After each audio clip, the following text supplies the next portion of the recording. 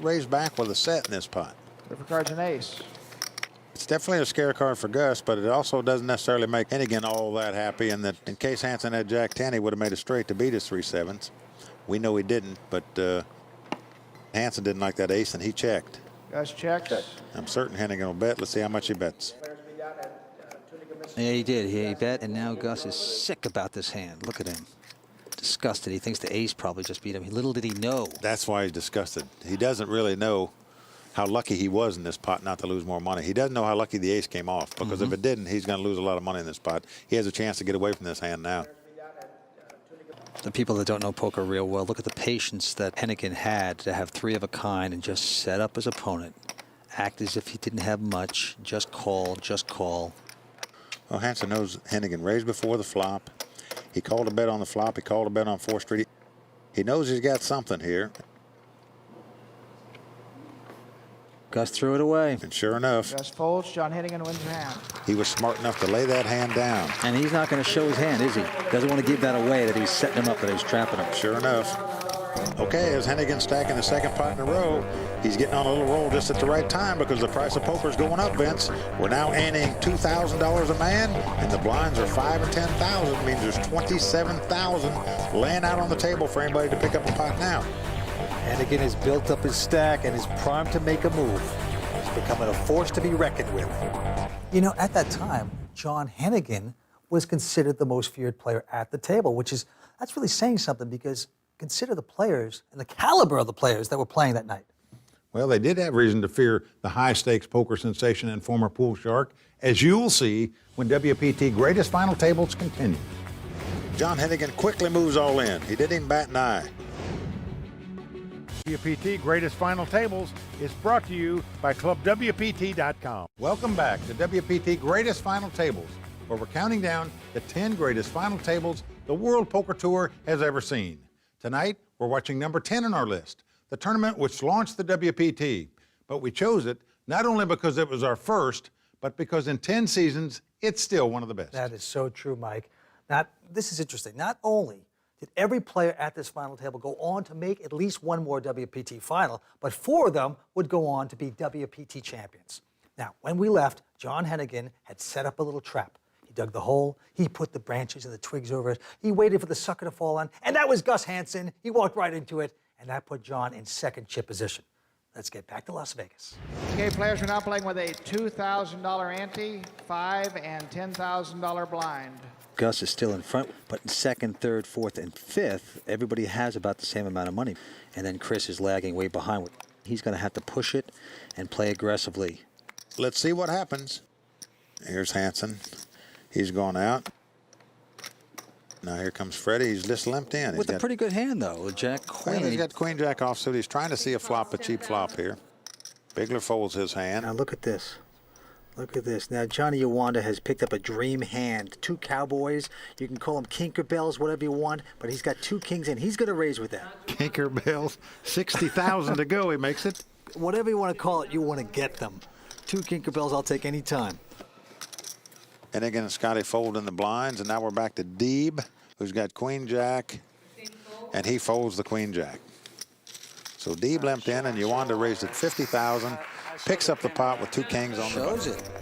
He shows the pocket kings. That's interesting. Advertising a little bit there. Not too many guys have shown their cards today, if you notice, and I think it's very smart. He's just letting him know he has a hand, maybe because he's going to start bluffing, but he wants him to think he's always got a hand when he raises. Let's see if he shows a bluff. You know, I think all 6 of us are very successful poker players. Who worries me the most? They all do. All right, here we go to the next hand. Deeb will be the first to speak, and he throws his hand away. Chris mucks his hand.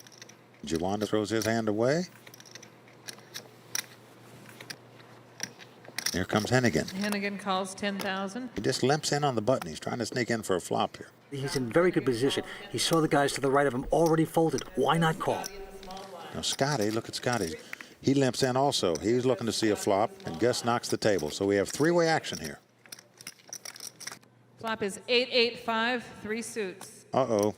This hand could spell trouble for somebody. Scotty bets 20,000. Scotty's bet 20,000. Hansen folds.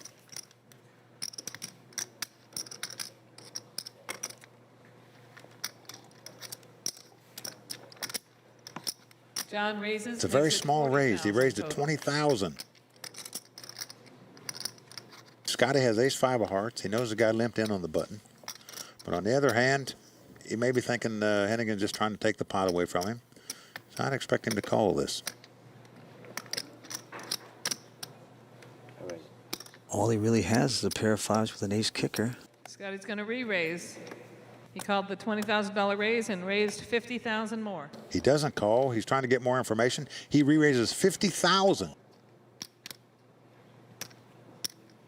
Hennigan sitting over there with 3/8. Look at him. Perfect position. He's trapping Scotty. Did a beautiful job by just raising 20,000. It trapped him, and he's in a great position, and he knows it. Look at him milking it. Look at him milking it.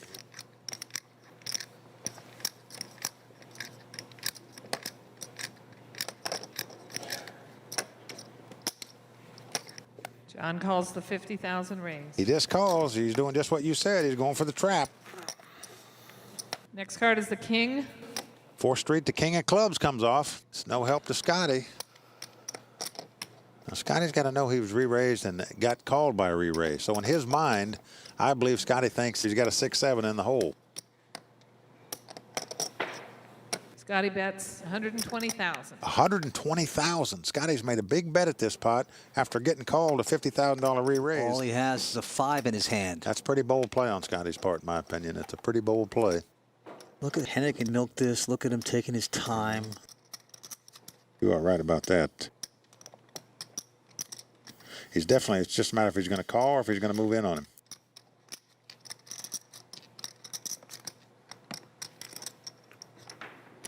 There he goes. John calls. He's called 120,000. Very sneaky. Now, I can tell you right now, Scotty's not feeling good. Look at his face. He is not feeling good about this hand. He doesn't like his 5s anymore, I promise you. Now an ace comes on the river. Now this gives Scotty aces and 8s with a king kicker. This is a very famous poker hand. This is a dead man's hand. Mullen. Scotty check. John says he's all in. He's checked, and John Hennigan quickly moves all in. He didn't even bat an eye. Now Scotty's replaying this hand in his mind. He's going through every stage, bet, re-raise, and action of what's happened. He knows he's been called by 2 re-raises. He was called 120,000 cold. Now, virtually all that can beat Scotty here is a 3rd 8. He's got aces and 8s with a king kicker. So for him to get beat in this hand, he's going to have to put Hennigan on an 8. This is a major pot in this tournament right here. It's $192,000 to him, 192. There's a lot of money in this pot. For Scotty, this is the tournament. This is a decision. Look at his face. This is critical for Scotty. If he calls this pot, he's virtually out of this tournament.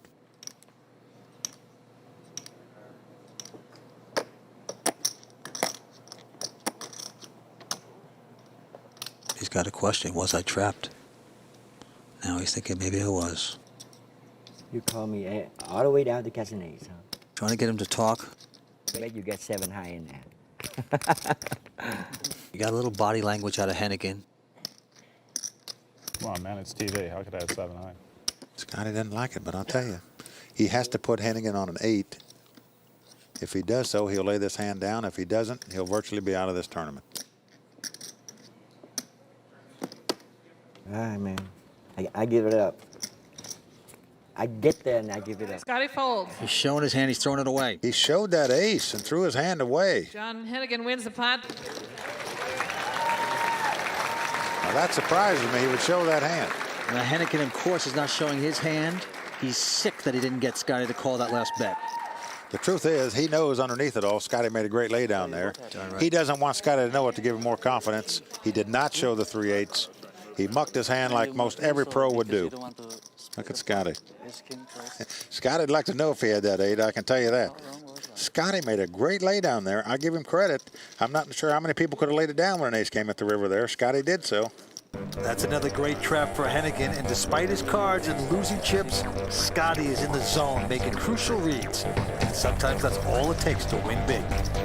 Former world champion Scotty Wynn would go on to make another 7 WPT final tables, but could he win this one? Stick around. There's more from the very first WPT ever when WPT Greatest Final Tables continues. Scotty still has to dodge an ace or a king or a heart. If he doesn't, he's out of this tournament. Welcome back to WPT Greatest Final Tables, brought to you by ClubWPT.com. Now, we've gone through the archives of WPT and selected the best final tables in our history. Number 10 in our countdown also happens to be the first WPT tournament ever.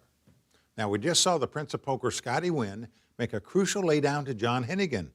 He had no idea what a great laydown that he had made. But that's the great thing about the invention of the whole cam. You just have to wait until the TV broadcast to know if you made the right move. Let's get back down to Season 1's Bellagio 5-Diamond World Poker Classic. Okay, Vance, look at Scotty. That last pot took a serious blow to his stack of chips. He lost well over 200,000 in that last pot, and he's still wondering, did he have the third eight? He doesn't know it, but you know what? What a great drop at the very end. So John Hennigan is the first to act here. Scotty at 9. He's just miserable. Look at him. He's not feeling too good right No, now. it's just a bad day for Scotty. It's not over yet, though. Hennigan folds, Scotty folds, and here comes Hansen raising the pot 35,000. This could be heat. Now this hand has got two eights. Look at this. Kasim calls 35,000. Ready call. Deeb with two queens limping on the button, calling the 35,000 cold. And he's obviously just setting up Gus. Both the blinds fold. And here we go with our rivalry match again. We got Hansen and Deeb one more time. Here comes the flop. Flop is King 7-7, 2 hearts. King 7-7. I can tell you when you're holding two queens like Deeb, you're not real thrilled to see a king come flopping out there. Notice what Kasim, how he's looking at Gus right now. He's just saying, do you have a king? Do you have a king? He's checking him out so carefully. Okay, there's about 100,000 in the pot right now.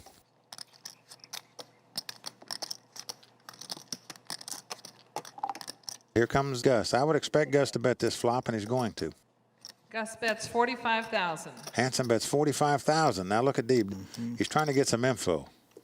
He doesn't want to lay these queens down, but the king has got to make you put the brakes on a little bit now. Because he didn't raise with the two queens before, he's now put himself in a little box here, and he doesn't know how to play it. Kasim calls. He's called, though. He calls 45,000. Neither player likes their position, actually. So here we go to 4th Street. Now the 5 of diamonds. It's King 7-7. We get a 5 on the turn. Now let's see who's going to bet with their pair here.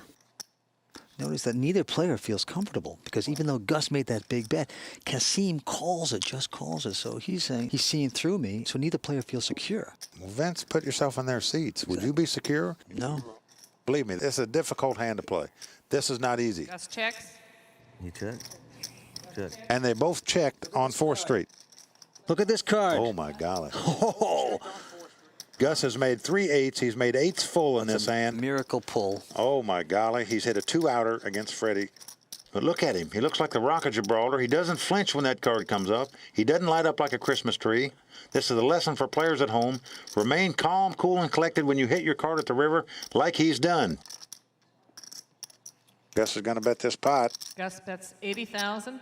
Now, in Deeb's mind, there's no way that card could help him. That's right. So in his mind, he's either got his queens beat already or not. You know, you're not going to assume that the 8 has got you beat. So Freddie, if he thinks he had him beat before, is certainly going to call him here. And Kasim calls. And he does. He calls him. And it's a full house for Gus. He's made 8s full on the last card. Pocket 8s. Look at Freddie's face here. This is not going to make him feel good at all. And he's going to hate the way he He's played got it. 2 queens. He's saying to himself, oh, my golly, I should have raised on before the flop. That's where I think the error was made in this hand. Gus knows he's lucky to win this pot. You see Gus is stacking his chips. He's feeling good now. He's on a nice roll. He's the big chip leader in this tournament. Look at Kasim's face. You wouldn't think he just had a horrible beat. A major draw out Gus Hansen just put on Deeb. Kasim now trying to compose himself, but there's nothing worse. And look at Kasim. He's holding the King 4 of clubs. Not a great hand. He'd be happy to pick up the blinds. Kasim Kasim Deeb opens just spot took a tough for beat. You know, 35,000. sometimes when you lose a tough one like that, you should just take a walk, play a few slot machines, maybe go to the gift shop, buy yourself some candy. But no, he's going to raise this one. And now Scotty in the big bind, who's on tilt. He's got a Jack 10. Scotty calls. Wow, he calls this hand. I'm surprised. He's only got 90-some thousand. He calls 25,000 more. Scotty's just looking to make a hand and try to double up and stay alive and get back in the hunt here. Flop comes Jack. King, Trey, offsuit. Deeb has 2 kings and Scotty has 2 jacks. Improved both players. This is very interesting. I check. Scotty checks, and Deeb, who has the top pair with 2 kings, Kasim bet 60,000. he's bet, so he's going to set Scotty all in. If Scotty plays, he's going to have to help this hand or he's going to be out of the tournament. Now, Scotty, you're going to put him on a king or bluff, or he might have the best hand. I mean, Scotty feels a little desperate now. He's short on chips. I think he's got to make a stand. And look at Kasim. After Scotty's taken all this time, Kasim wants him to call here, I believe, for sure. Scotty's sort of desperate right now. You know, things haven't gone his way. He's got to do something. He's got to try to double up to get back in the hunt. And here comes Scotty. He's calling. He's gone all in. Scotty raises all in. 69,000 total. Now, Scotty has a jack 10 and Kasim has king 4. So what that means is Scotty is about a 5-to-1 underdog at this point to win this pot. Kasim's got the best hand with kings. Scotty's got jacks. Kasim is a big favorite to win this pot with his 2 kings. Scotty's going to have to get very lucky to outdraw him to stay alive in this tournament. 10 on the turn. And a 10 comes on the turn. Look. Scotty makes 2 pair. Now Scotty's got the lead. Now Kasim has got to catch a king, a 3, or a 4. River card's a 6. He doesn't do it. Scotty stays alive and doubles up. Scotty has come from behind in this pot. He has outdrawn Kasim Deeb. He's doubled up, and this is going to give him a little confidence, a little boost. He needed a break like this. He's got one, and let's see what he can do with it. Well, that Scotty is one heck of a player, and our own Shauna Hyatt got to spend a little time with him. Thanks, Vince. Scotty Nguyen is an incredible player with an even more incredible story. I sat down with him today, and this is what he had to say. You know, most people ask me like, why you always say like you're gonna win it? And I will tell you over and over, I will win it. But if I fail, let it be. Always next year. I grew up in Vietnam. I grew up in a hard time, in a very poor country. My mom, my dad, they getting old, they can't make any more money, and I want to help them out. So Scotty went to help his family in the only way he knew how. See, I played poker when I was 7. Street, baby. If I want those pair of shoes on that kid, I ask him to play poker with me. I win the shoes. I win the shirt. I win, you know, my mom, my dad stopped worrying about me. We heard about Vegas in Vietnam. I came here. I'm a busboy. I'm working so hard, and every day, I don't go straight home. I go straight to the poker room and watch people play. And now after 10 years of playing professional poker, Scotty has made it to more final tables and more tournaments than any other player. With career earnings topping $2 million, Scotty does indeed know how to win. It don't matter where you put me. Some way, somehow, Scotty come through it, you know? Scotty Nguyen is starting to feel a little confidence. Vince, I'm amazed we played this long without losing a player, quite frankly. Chris Bigler's playing very tight and snug. Scotty has gotten his composure back. John Nwanda has been a very conservative player. He's sitting back waiting to see what happens. And Freddie Deeb is capable of making some moves, as we've seen. Hansen is the most aggressive player at the table, but now Hennigan, that's got some chips, he's also being aggressive. Okay, the action is on John Hennigan. Now, he just has an 8-3 of hearts, but look at this. He's raising with it, Vince. Well, look at this. Scotty has a real hand, a pair of 10s wired. Scotty calls. Scotty has called 40,000. Gus says raise. Look at this. Gus Hansen has picked a big slick, an ace-king in his hand. Very strong hand. 150,000, $110,000 raise. He's coming over the top for 150,000.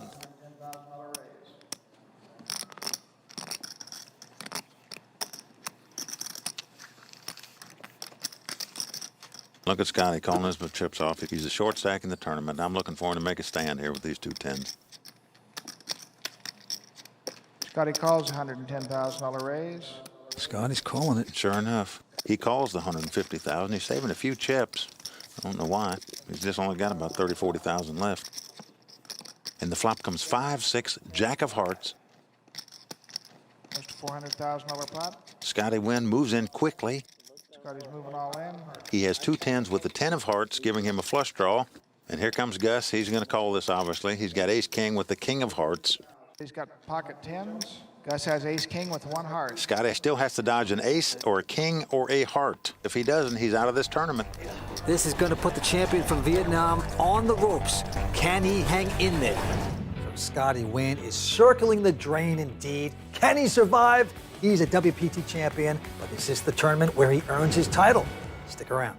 Welcome back to WPT Greatest Final Tables, where we're looking back at the first final table ever of the World Poker Tour.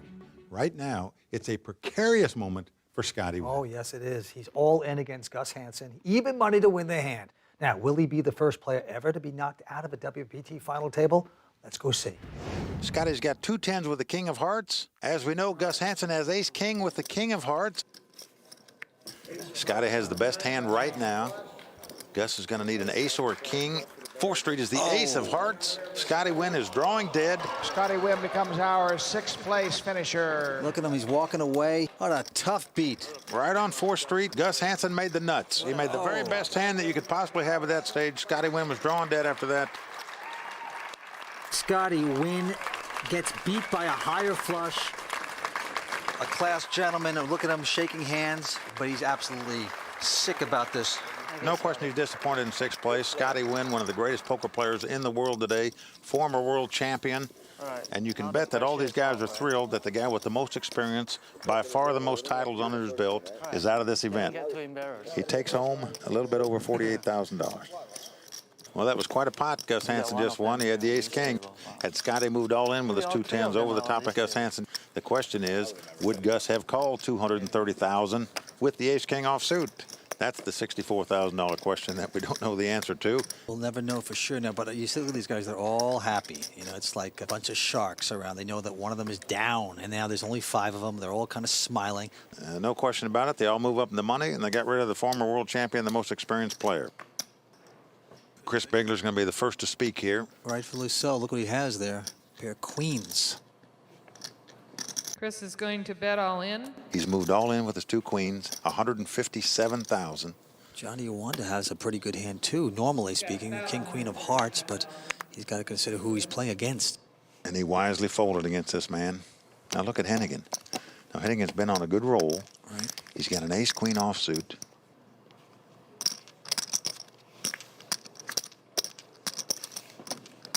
John Hennigan calls him. I'm not sure I like this call against this guy. In other words, he's been on a roll. He's running good. He's feeling good. But Bigler hasn't played a pot in a long, long time. He's just a rock. I'm not sure calling 157K cold in this hand with an ace-queen is a good idea at all. Of course, he knows if he beats him, he outdraws him here, that he gets him out of the tournament. He gets Bigler out of the tournament. So that's tempting. Flop comes 6, 3, 3, 2 diamonds. John Hennigan has ace-queen. Chris Bigler has 2 queens. And there's a king. John Hennigan now needs an ace, or Chris Bigler will double up. It's a 4. The 2 queens are going to hold up. Chris Bigler has doubled up. And Chris Bigler has doubled up. Now here's a hand I think Hennigan made a mistake. Look at that sigh of relief. Chris Bigler excited. He waited very patiently for that pair of queens, and it did pay off. The blinds are $10,000 and $20,000, and we're playing with a $2,000 ante. That means it costs $40,000 to play 1 round of poker. Yeah, it starts pushing it up. Makes them make decisions a little bit faster here, right? 5 players left. The action will be on Kasim Deeb. Kasim opens the pot for $75,000. He opens the pot for $75,000. Chris folds. Bigler folds. Iwanda folds. Hennigan folds. Back to his man, Hansen.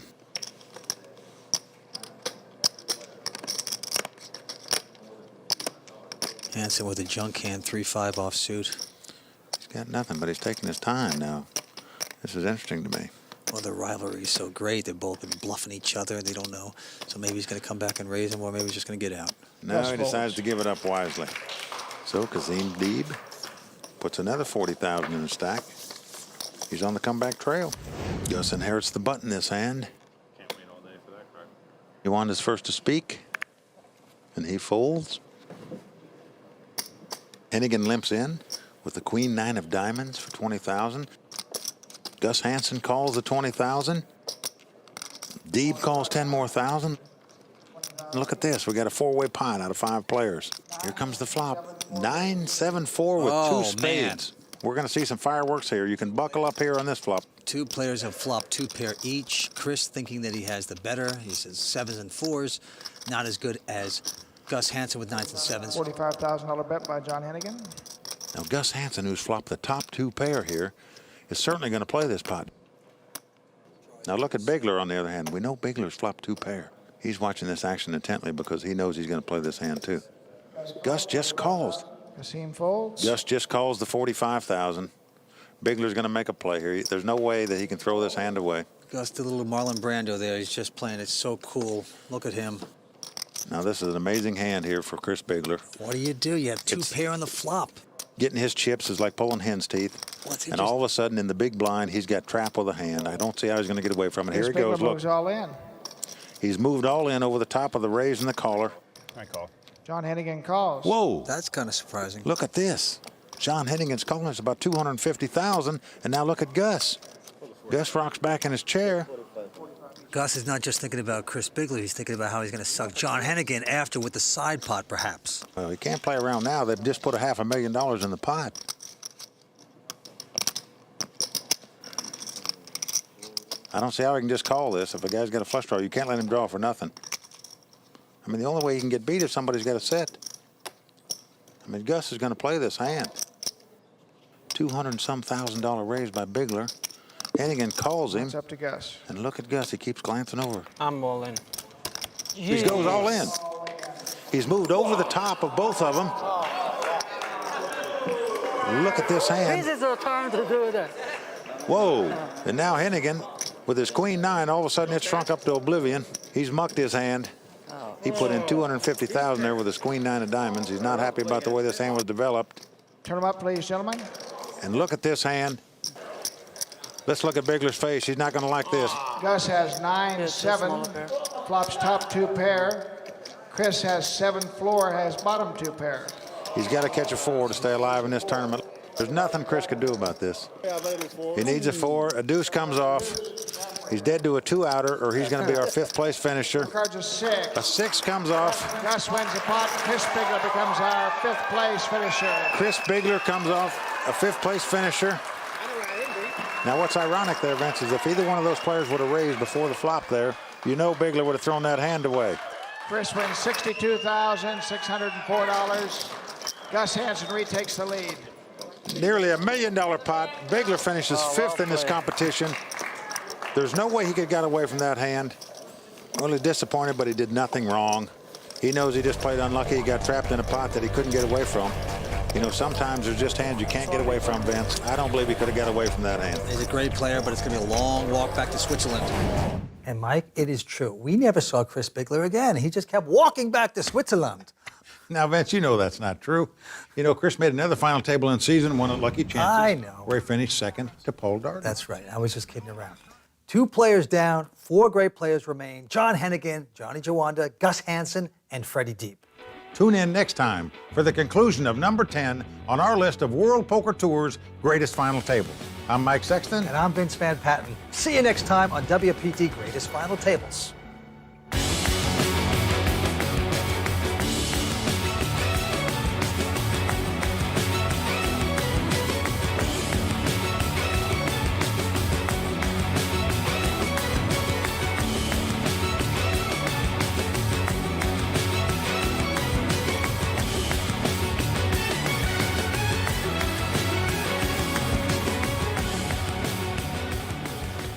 WPT Greatest Final Tables is brought to you by ClubWPT.com. Coming up on WPT Greatest Final Tables. What the hell was that? He started to twitch a little bit. When you take a bad beat like that, you just got to overcome it. I'm all in.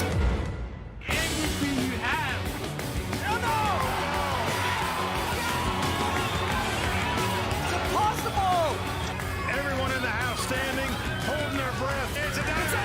With $3.7 million. What an epic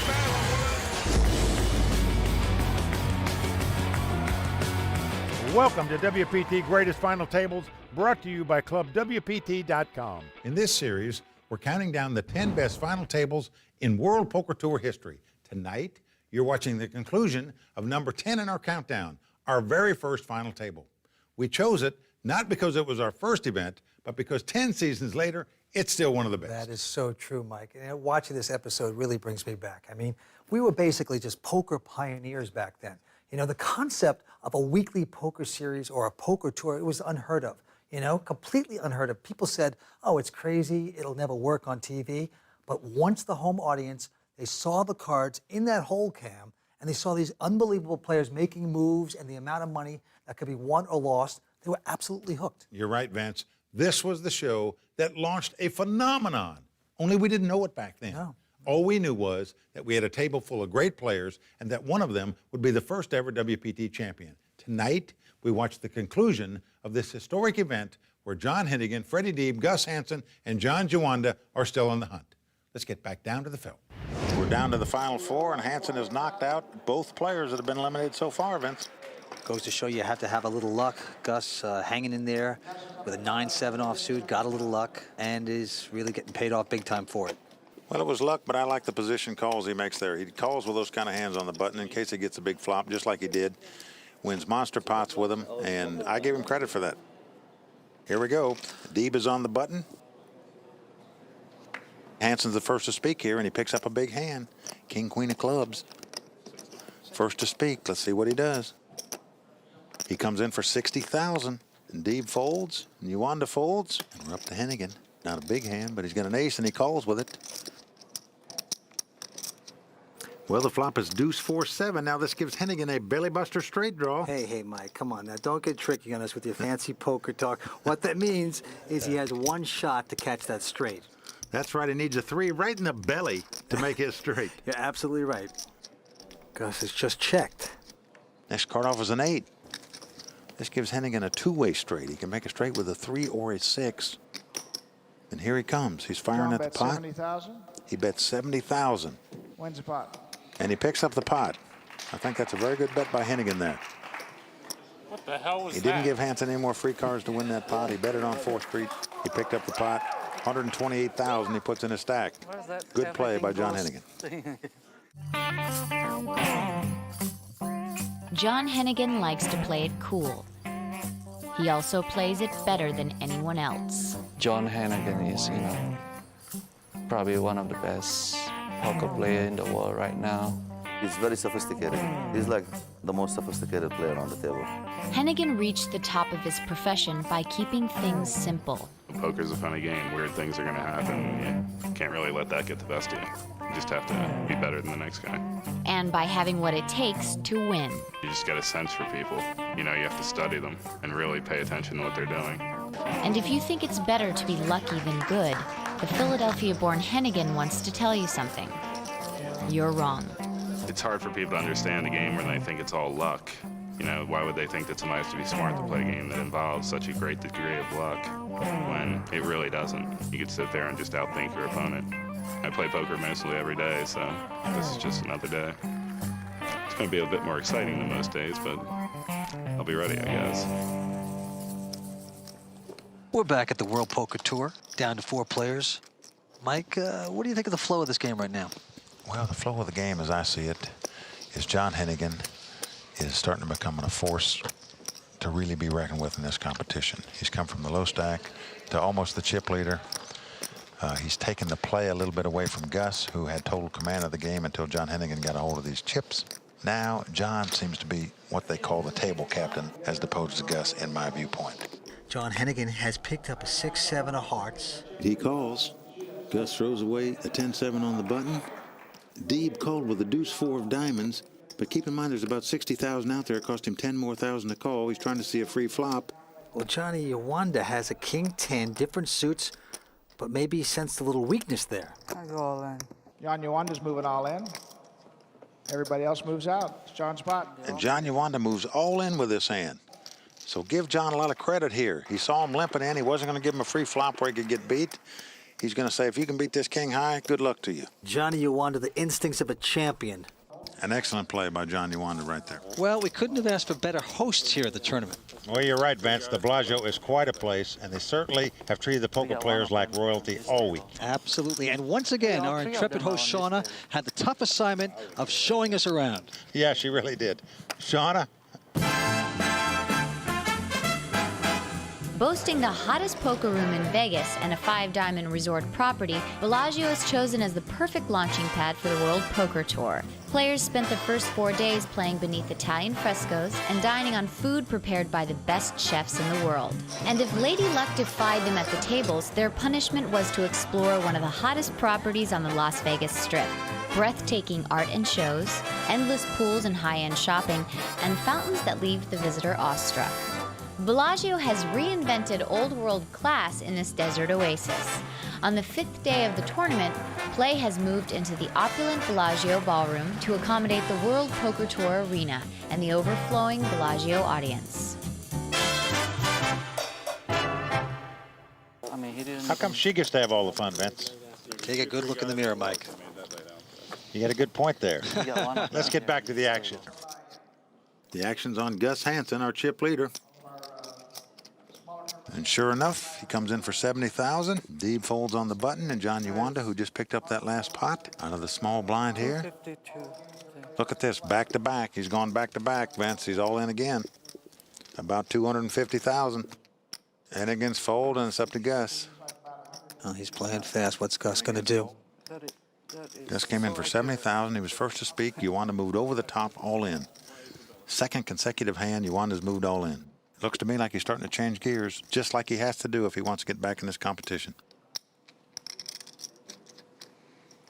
Gus folds, John wins again. And Gus folds. Uwanda wins back-to-back pots. And look at Gus's face. He's just not happy to lose any pots. He's starting to twitch a little bit. He doesn't like to lose that kind of hand. Just when he thought he had all the momentum. Another great player makes a really strong raise, and he has to throw his hand away. Okay, here's Deeb. He limps in first position for 20,000. Up to Uwanda. Kasim calls 20,000, John Uwanda raises. 70,000 more. He raised it 70,000 more. John Hennigan folds. 300. Gus says 300,000. He said 300,000. Kasim folds. That's all of Uwanda's chips, and Uwanda quickly calls him. So Johnny Uwanda is trying to make a stand. Here we go. We've got Uwanda all in against Hansen. Gus has ace-queen, John has 2 5s. Pocket 5s against ace-queen. Now we have the race situation. Let's see if Uwanda gets lucky and can double up here. Flop comes king, 7, 8. John Uwanda's got the lead in the pot. Turn card's a 7. Gus has picked up a lot of wins. He's very close to doubling up if he can dodge an ace or a queen. River card's a 10. John Uwanda wins the pot. A 10 comes at the river. The pair holds up. Uwanda sits back down in the seat. He's still alive in this competition. He's doubled up. That was a scary tongue cut there. Look at Gus. Well, yeah. I mean, he thought for a second he's going to get this thing down to 3 players. Disappointed. Ace queen. Pair of 5 holes up. There's nothing Gus can do there. I think he's got to play that hand, of course, with the ace queen. He didn't win the race. Uwanda got lucky to win the race to double up. But Gus can't feel bad about that play. That was the correct play. So, Gus, I love my tight shirt. Hansen taking a hit there, and you know he wanted to knock out Johnny Uwanda so bad, who was probably the best tournament poker player at that time. Well, we don't see much of Johnny anymore these days because he's married with kids and he just picks his spots where he plays. But back then, it seemed like he made a final table every week. 4 great players are left, but coming up, one of them will lose it all when WPT Greatest Final Tables continues. Hey everyone, welcome back to WPT Greatest Final Tables. Tonight, we're watching the conclusion of the very first final table in WPT history at Bellagio in Las Vegas back in May of 2002. This was a special tournament to you and me, Vince, because it was our first. But it remained special because of the caliber of players who ended up making it to this final table. Well, that is so true, Mike. The 4 players remaining would go on to win 6 WPT titles between them. Right now, we've got the haves and the have-nots with Gus Hansen way out in front. But we all know poker, anything can happen. Let's get back to it. Vince, we're down to 4 players now. It's crunch time. We're playing for the big bucks now. So a player like Kasim now is really going to start playing pretty fast. Well, it's 40,000 a round to play virtually. Right. And that means you can't get through 5 rounds, you'll be broke. So he's going to have to play a hand somewhere in the next couple rounds, as is John Uwanda. Deeb is the first to speak here. He comes in for 70,000. Uwanda folds. Hennigan folds. And Gus is in the big blind with the king 10 offsuit. How much money do you have? 170 more. Let's gamble. Hansen is raising him. I raise. 400. Gus says make it 400,000. Makes it 400,000, which means what he's doing is setting Deeb all in. I don't have 400,000. He said let's gamble first. I mean, why don't you guys just raise what I got instead of making it 400? I might just call it. Hey, it's okay. What? All right, good hand. Kasim folds. He took this pot away from Deeb. He took it right away from him by playing back over the top. Oh, man, that hurts. That really hurts. Hansen's timing is impeccable. He makes these raises exactly the right time all day. It's like he's reading his mind. He's just saying, I know you're not that strong. I'm going to re-raise you and get you out. He forced Deeb to have a big hand there to put all his chips, because if he calls and loses the pot, he's out of the tournament. Hansen knows that. He moved over the top to set him all in. Deeb folded his hand, and he had the best hand. We're down to the final four of the 5-Diamond World Poker Classic here at the Bellagio in Las Vegas, Nevada. Uwanda will be first to speak. Uwanda folds.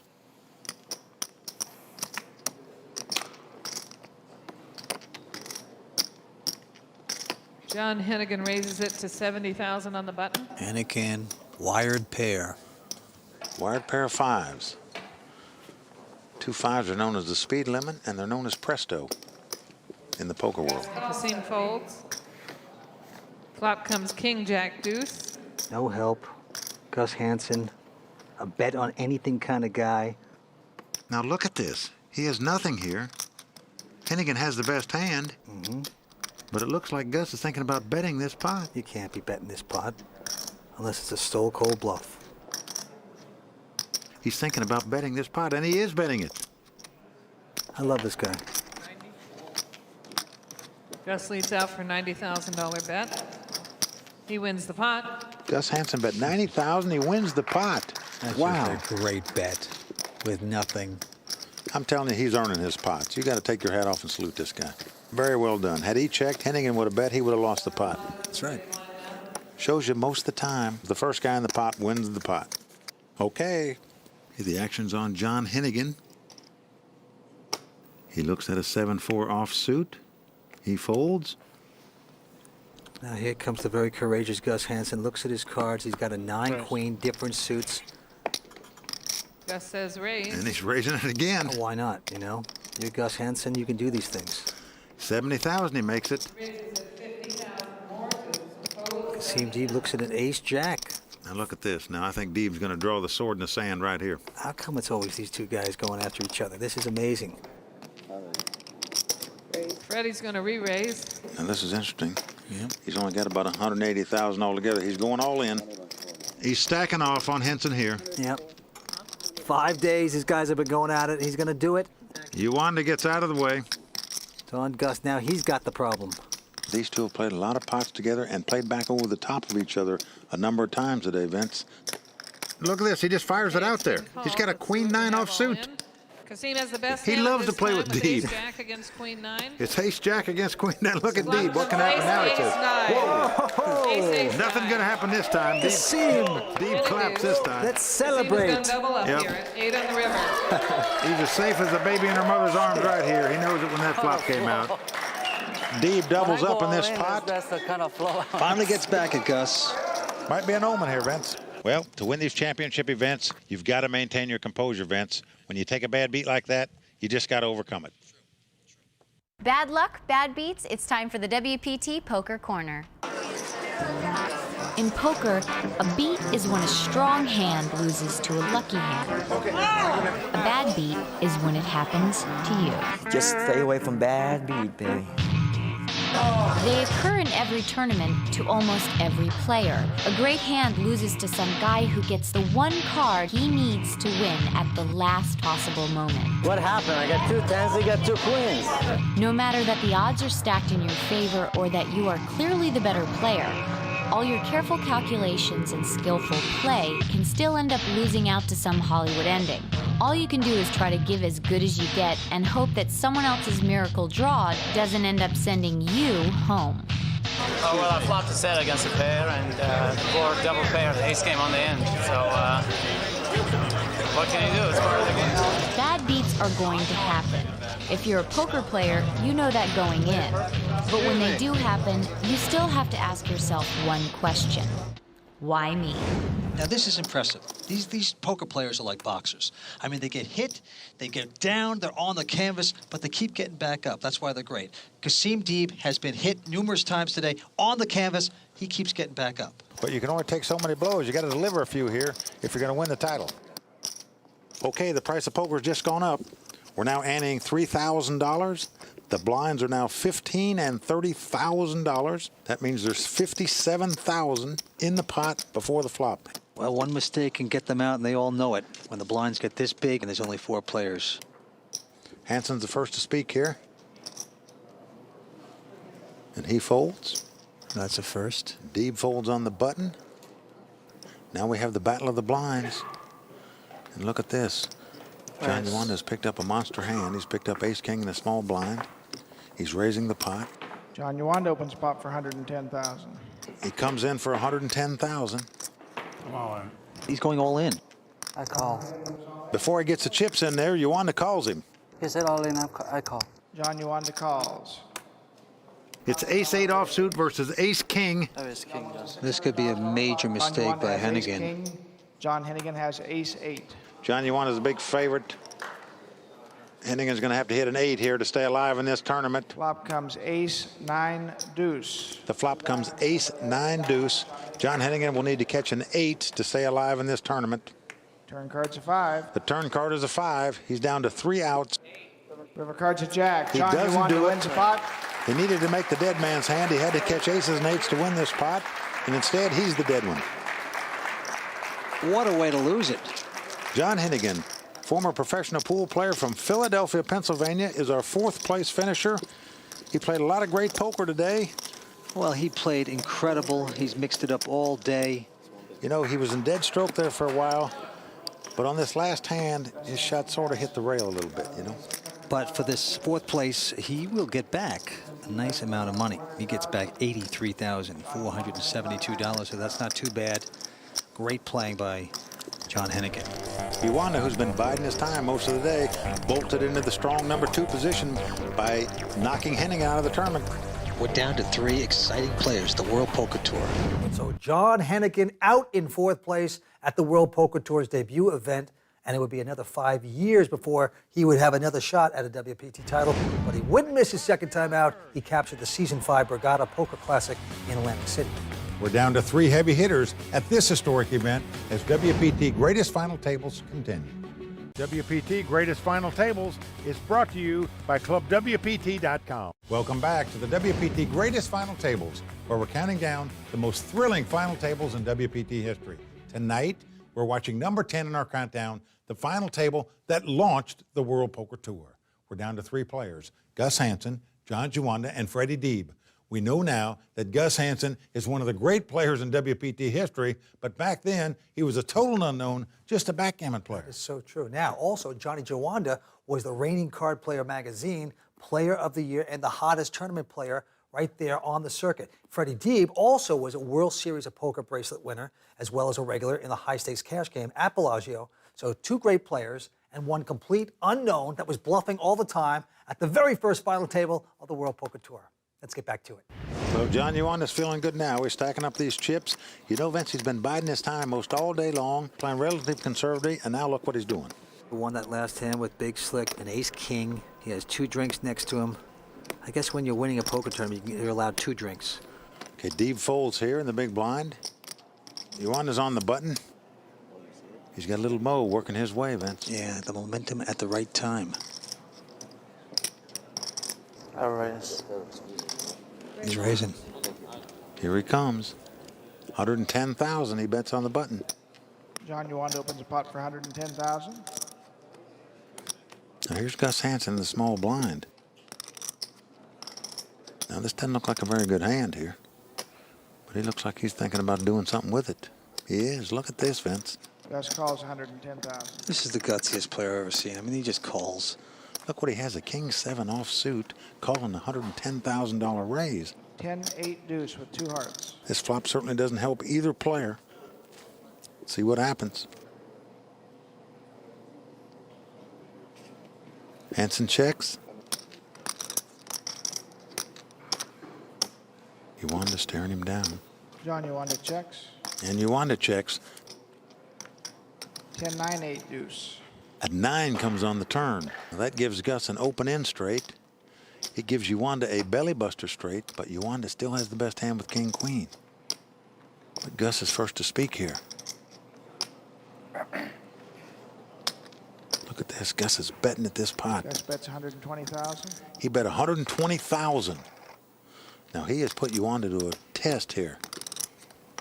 Uwanda's got king queen, but a belly buster straight doesn't seem that attractive when you're staring at a $120,000 bet, does it, Vince? Well, although if a jack does come up, you lock him out.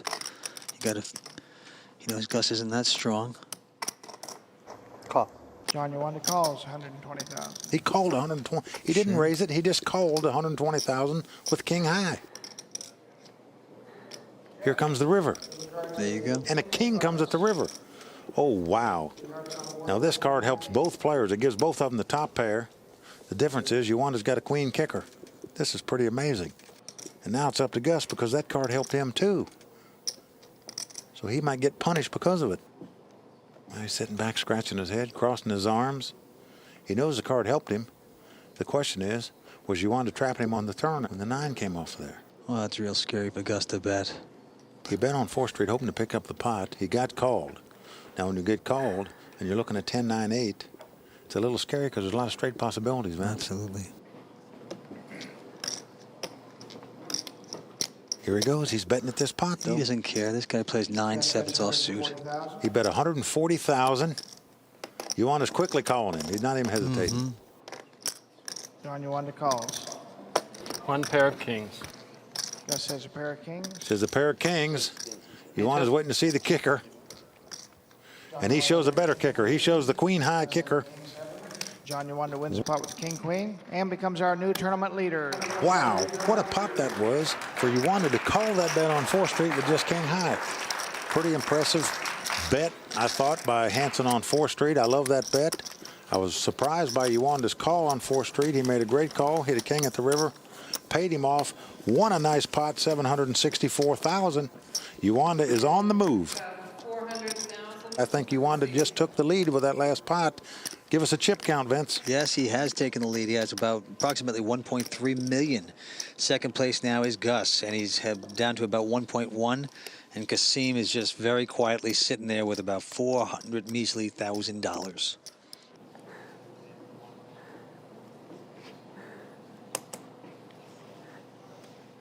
Hansen folds on the button this time.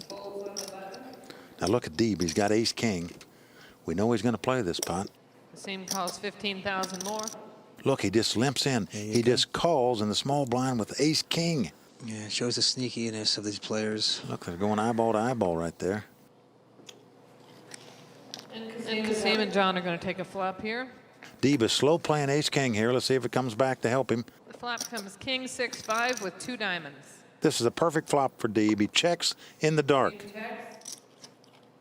Now Uwanda, who's flopped top pair himself here, John bets 70,000. comes out betting 70,000. Now look at the acting job by Freddie Deeb. Yep. He's going for the Oscar this hand. He's so relaxed.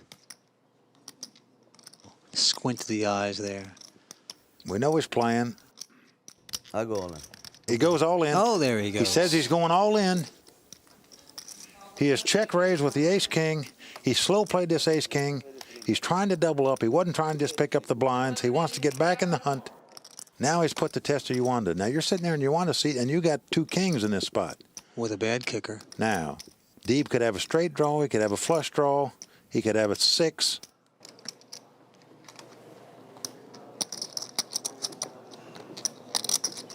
I call. Uwanda calls him. Uwanda thinks he's on a draw. He's not. He's got ace king. We've got ace king. Look at Uwanda. He's got king 7. Ace king against king 7. Deeb has played this pot masterfully. Now let's see if he can win it. He's got to dodge a 7 right here or a possible straight draw. Turn is a 9. I need a 7, 8. A straight draw comes up a 9. In other words, Freddie can lose this pot if a 7 or an 8 It's comes a up. queen. It doesn't. A queen comes off at the river. Deeb has doubled up. He slow played. He trapped him. He put the Oscar award on him. He did it all in that same hand. He really did. He really did. Folks, that's as good as you can play poker, the way Deeb played that hand right there. Maximum result. Any one of these 3 guys has a great chance to win this tournament. This is going to be an exciting finish. The momentum has now switched to Deeb. It was at Uwanda. Now it's at Deeb. Let's see what happens here. Kasim raises on the button, makes it 80,000 total. And here comes Kasim raising on the button with a 6-3 offsuit. Now, you think he's feeling his oats because he doubled up the last pot? Gus calls the 80,000. Oh, he sure is. He's got a little momentum. 6-3 of hearts. Uwanda folds, and Hansen calls. Flop comes king 4 deuce. Deeb has flopped a gut shot straight draw. Gus has nothing. Look at Kasim stunning his rival. 80,000 bet by Gus. Here comes Gus betting out with nothing again. Kasim calls the 80,000. And look at this. Deeb beats him in the pot with a gut shot straight draw. 7 of hearts on the turn. Now look at this. They both got a flush draw. And Deeb has an inside straight draw on top of it. Gus has the best hand with a queen high. Be interesting to see who's going to bet this hand. Checking. Gus checks. Now Deeb's sitting there. He's got a gut shot straight draw and a flush draw. Check. Kasim checks. He didn't bet this hand. He checked on 4th Street. A queen comes at the river, making Gus have 2 queens and the best hand. And there's no way Deeb can win this pot unless he bluffs at it. We've got our same battle going between these 2 that we've had the whole tournament so far. Gus bets 80,000. Now 80,000 into this pot is a pretty unusually small bet here. So now Deeb, who has nothing, may be wondering if he raises him back, if he can take the pot away from him. He's counting his chips out like he's going to raise it, but he's raising. He's raising this pot with nothing. With absolutely nothing. What a raise. He's raising 170,000. $250,000 on a stone bluff. Now put yourself in Hansen's shoes. Now Gus is in a position here. He's playing this hand back over in his mind. He's thinking, if the guy had 2 kings, why did he check it on 4th Street? If he just had 1 pair, wouldn't he just call me at the river? So in his mind, Deeb has flopped a monster hand or he's on a stone bluff. This is what he's got to figure out. We'll find out what happens in this exciting hand when we return to the inaugural World Poker Tour event right here on WPT Greatest Final Tables. Welcome back to WPT Greatest Final Tables, brought to you by ClubWPT.com. We're watching number 10 in our countdown, which also happens to be the very first televised tournament in our history. Okay, we're in the middle of a hand between 2 men who would eventually win multiple WPT titles, but at this time, Gus Hansen is a complete unknown, and the great Freddie Deeb has put him to the test. Let's see how it plays out. We are watching Kasim Deeb pray as he desperately bluffs Gus Hansen. Look at Gus Hansen here. He's really got a tough call. He's got the best hand, but I promise you, when you're sitting in that seat looking at a 270,000 staring you in the face, your 2 queens don't look too good. I just can't believe the courage of Kasim to re-raise raises when he didn't catch anything. Believe me, Kasim's got a lot of heart. I told you if he's got chips, he's a player. He is a poker player. And he calls. And he's calling. And he wins the pot. He says, you win, but look how Deeb shoots his eyes over there to see what he's got. He's very curious as to what he's got, and he's stunned right now. I mean, I'm telling you, he is stunned looking at that hand. Queens are good. He knows he let out and bet on the flop with nothing. He knows he gave him a free card on 4th Street. He knows he check-raised it and can't believe the guy called him with just 2 queens and a 5 kicker.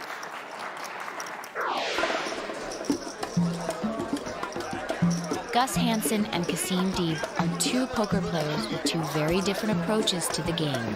I have a very aggressive style. To be a winning player, you have to have good discipline. You have to be able to evaluate every hand, every player. I'm not gonna sit down and make a plan up to the final table. I mean, some guys are likely to call me, and some guys are scared. The 28-year-old Hansen is a relative newcomer to poker, and the Bellagio is his first ever final table. I like to beat the other guy. Kasim, on the other hand, has been a high-stakes regular at the Bellagio for years, although that's not what he tells his parents. I tell them investments, which is true, I invest, but they don't know in what. But after the cards are dealt, players put their tactics to the test. Well, I started out the day with 460,000, and I played a hand against Gus. I overplayed my hand, and I lost like 350,000. When that happens to you, sometimes you don't play so comfortable. In almost any gambler's career, he's gonna go broke. I try to play 100%. You know, try to make as less mistakes as I can. Not saying that I'm a great player or anything, but I mean, I guess somebody has to win.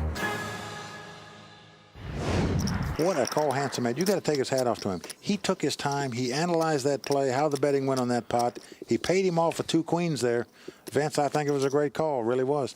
Well, he was obviously outplayed. He just Gus played it brilliantly all the way because Kasim made an interesting play too. These guys have been going toe-to-toe all afternoon, and the momentum has shifted back again only after one hand. Just when you think Kasim is in, he seems to be out. Gus is on the button again here. He has a pretty good hand, 10 queen off suit, but he's on the button. You got to figure he's going to raise this a little bit. Raise it. And he is going to come in and play this pot. Gus raises about 90,000. He comes in for 90,000 on the button. And look at this. Deeb has picked up a monster. He's picked up ace-king in the blind. This is the hand Deeb's been waiting on. And he wants to get Gus back real bad. I go all in. He's gone all in. He's chomping at the bit. Yuanda folds, and now Gus is up to another decision here. Now it's going to cost Gus about $250,000 to call this raise. You know, I think the interesting thing is that Gus doesn't really have much of a hand, but I think he may just call because he just wants to shove it in his face. Gus calls. We got a pot. Well, it's ace-king against queen-10. Ace-king against queen-10 means Freddie Deeb is about a 2.5 to 1 favorite in this pot. Queen, And the flop comes ace-queen-queen. Tremendous for Gus. Gus has flopped 3 queens. Freddie Deeb needs an ace. The jack comes off on the turn. Doesn't matter. Deeb needs an ace to stay alive in this tournament. You need an ace. A deuce comes off. Freddie Deeb has been outdrawn. He's out of this tournament in 3rd place. A good sport. He shakes Gus's hand. Gus has won that duel. Look at him. That's the 3rd time Deeb has got his money in a big favorite position, and he's lost 3 times in that spot. Now, that's tough to take. Great effort by Kasim. Went in with the better hand. Kasim played great poker. I'm telling you, he played very unlucky on 3 or 4 hands today, or he'd have had all the chips. It just shows you timing is everything, Vince. Tell me about the caliber of player at the final table. Well, the guy that won the last hand from me, he played very bad, in my opinion. I would like to play this game with him every day for the rest of my life. If he plays like that, he could never beat me in the long run. Well, I got to tell you, Mike, you know what's amazing about that? Freddie Deeb didn't even know Gus Hansen's name, right? He said the guy that won the last hand from me. Didn't know his name. Well, after this event, everyone in the world would know Gus Hansen's name. That's true. 10 years later, Gus and Freddie are 2 of the most famous players in the game. Together, they've won more than $18 million playing tournament poker. Okay, we're down to heads-up play between John Jawanda and Gus Hansen in our very first WPT champion ever win WPT's debut tournament. And our number 10 final table concludes here on WPT Greatest Final Tables. Call. Looks like he's going for it. John Yuanda calls and goes all in. Welcome back to WPT Greatest Final Tables. Tonight, we're looking back at the very first final table in WPT history. We're now down to heads-up play, where one of these 2 players will not only win $500,000, but will go down in history as the first ever WPT champion. I don't know about you, Vince, but this was an incredibly exciting moment for me. The money was about to come out, and we were about to name our first WPT champion. That is so true. We didn't know what to expect. It was heads-up action. Very exciting. Let's go see it. We're down to the final 2, but before we continue, the Director of Poker Operations at the Bellagio, Doug Dalton, is leading a procession of beauties. and nearly $1 million in cash out on a silver platter to put right on the table so these players can see the cold, hard cash, Vince. Yeah, this is going to make them really excited. Almost $1 million wrapped up in rubber bands, put on that table, makes it become even more of a reality.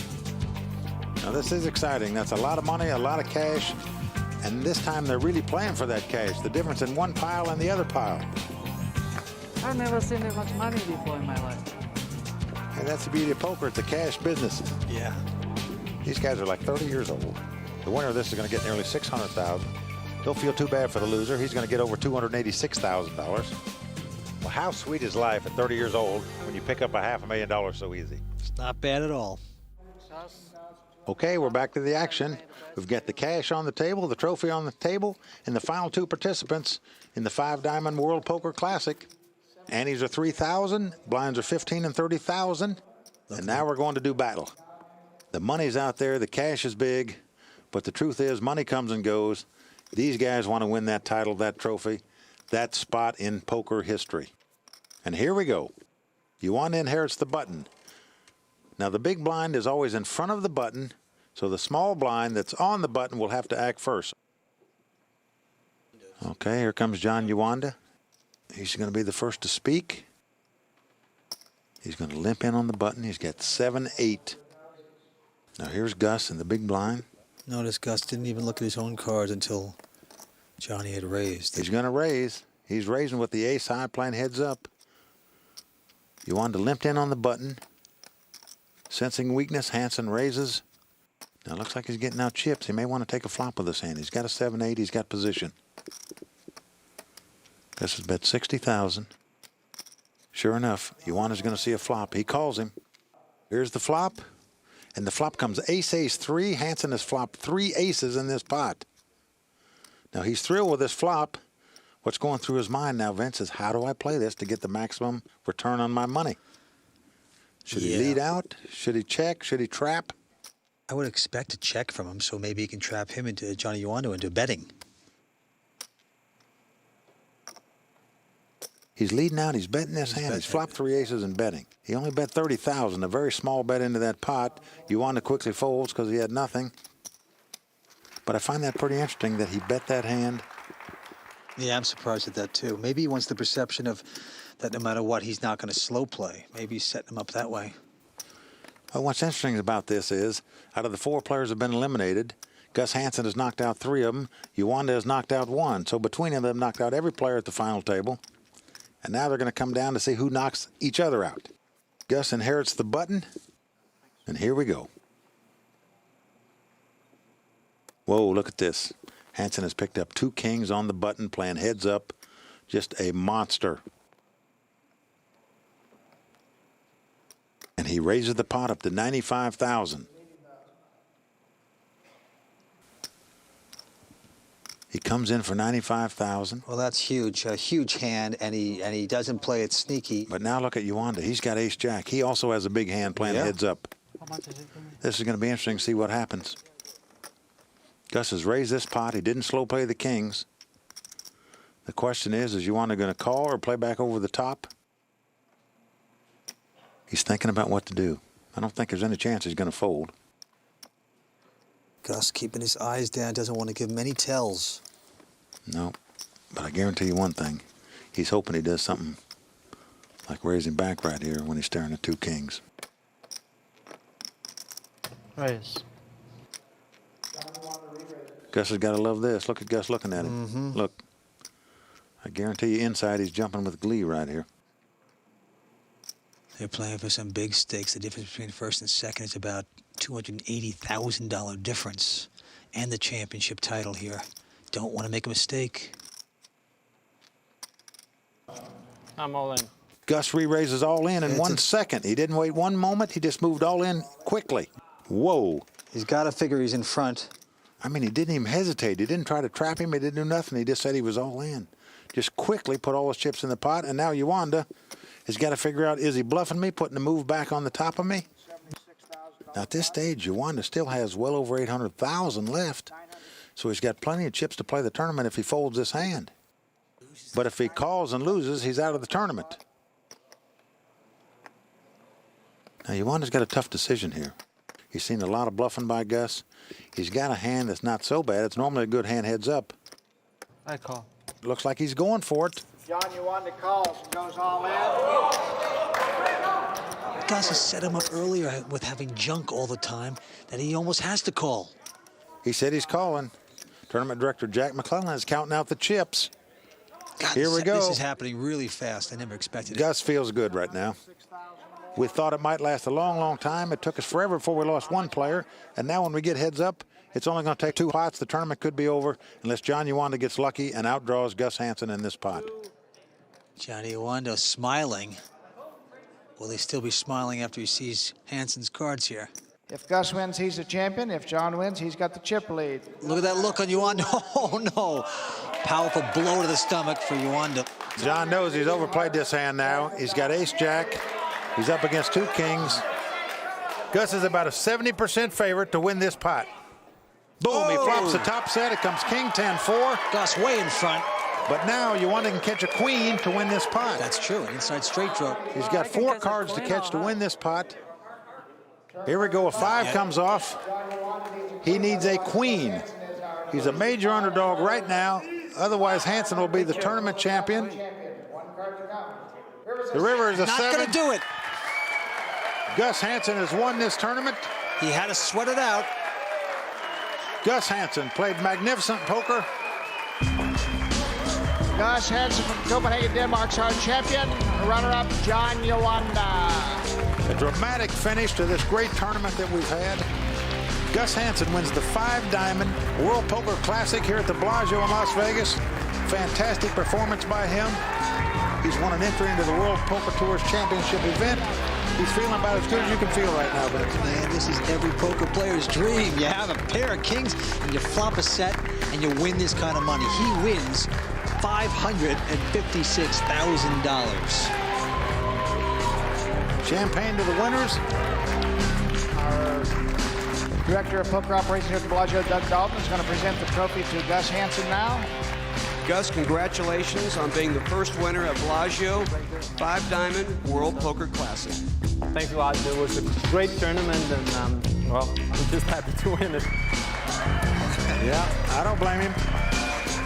Well, having Gus Hansen win the first WPT title ever, and don't forget, he was a complete unknown. He was stealing pots. People never saw that before. It was incredible. It was almost like watching Babe Ruth hit his first home run in the 7th game of the World Series. Well, that tournament would be the first of more than 150 that would make many poker players rich and famous. That's true. Well, over the next decade, you and I would see scores of players win WPT titles, but this one is still special, not only because it was the first, but because it was one of the greatest. I'm Mike Sexton. And I'm Vince Van Patten. Join us next time when we take a look back at number 9 in our countdown, maybe the most controversial pick of the series. Until then, thanks for watching. See you next time. Next time on WPT Greatest Final Table. Can hurt you, Keith. I have a good hand. So you, Jeremy? Keith is getting felted. Can you cut the alcohol off? Oh, looking at all that cash. A round for everybody, including me, too.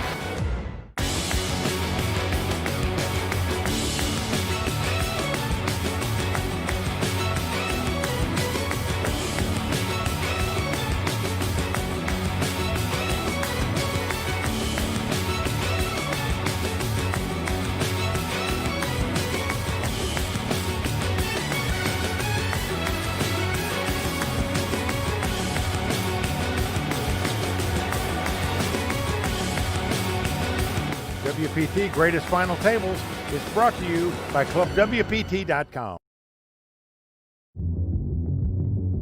Coming up on WPT Greatest Final Tables. Can hurt you, Keith. I have a good hand. So you, Jeremy? Keith is getting felted. Can you cut the alcohol off? A round for everybody, including me, too, please. Looking at all that cash. Everything you have. Hell no! It's impossible! Everyone in the house standing, holding their breath. It's over! With $3.7 million. What an epic battle.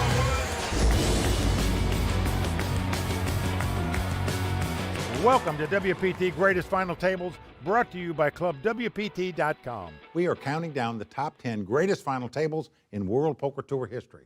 I'm Mike Sexton, alongside my longtime announcing buddy, Vince Van Patten, and tonight we're watching the number 9 show in the countdown, which might be the most controversial pick on our list. It could be. Now, what's interesting is one player, top player, told the producers that this show should not even be aired. It was so boring. Where were the big names? Nobody wants to watch a bunch of no-names play poker. And yet, when this tournament did air, it proved to be one of the most popular of all time, and for very good reason. So if you don't find yourself glued to the screen as this one comes to a close, go check your pulse. It's a story of brash confidence and huge heart, a miraculous comeback, a shattering fall, and maybe the most satisfying ending to a WPT event ever. We're talking, of course, about the Season 8 Borgata Poker Open in Atlantic City. At the time, it was the largest event in WPT history with over 1,000 players. It came down to 6 players whose names you might not have known, but included at least one that you will never forget. Let's get started with number 9 on our top 10 list, the WPT Season 8 Borgata Poker Open. This should be exciting tonight because all of these players are making their first appearance in the pressure cooker of a WPT final table. That's right, Vance. We've got a tournament rounder from Chicago, 2 tough cash game players out of Canada, and 2 amateurs who are taking time off from their day jobs to prove that they have what it takes to make it out here in the green felt. Yes, but first they're going to have to get through the man with the most chips, online pro Olivier Bousquet. Now, he's regarded as a heads-up specialist. He usually only plays against a single opponent, but tonight he's close to being crowned the champion of the largest field ever for a WPT tournament. Well, with tons of cash and a WPT title on the line, who's going to walk out of here as the next WPT champion? Well, Mike, there's only one way to find out. Let's go watch him gamble. So here we go, the final table of the Borgata Poker Open about to get underway. We started 5 days ago with a WPT record-setting field of 1,018 players. We are now down to these 6. All right, the antes will start at 10,000, blinds 60 and 120,000. Winner going to take home close to $1 million. The cards are flying. Action on Keith Crowder, the real estate investor out of Philadelphia, Pennsylvania. We've got 4 guys in their 20s at this final table, all 6 making their first WPT final table appearance. Well, Keith quickly folding. The accountant, Jeremy Brown, also folding. Chip leader, Olivier Bousquet, out as well. We're around to the complete short stack. Can he win? He lays down as well, so it's a battle of the blinds here. Action's on Ivan Mamusic. He's the youngest player at the table, a student out of Canada. 300. And he's got a king 3, and he's going to move it up to 300,000 to go. Call. And Yannick Broder taking no time there. He quickly calls with a pair of 3s. We got a pot. Flop comes ace-7-6 with 2 hearts. Helps neither player. Ivan Mamusic raised before the flop. Will he make the continuation bet? It looks like he's doing it. 400. 400,000. Wow, boldly played there by Ivan Mamusic. And it's going to work. So Ivan Mamusic. Oh, it's bad luck doing the first one. Sings the first tune here tonight. Well done. You know, he's a cash game player. Came up here to play cash games. Didn't want to play the tournament. And entered late. And he checks out every night. He says, I'm leaving. I'm not going to do that well. So I've checked out in the morning. But then he's continued. He's made the final table. Yeah, every day he goes farther, he can afford to pay that hotel bill. All right. Quick action. Jeremy Brown, quick fold. The chip leader, Olivier, now with a 8-7. Nothing fancy. He goes out. Now we're around to the short stack again. And I mean short stack, folks. Here we go.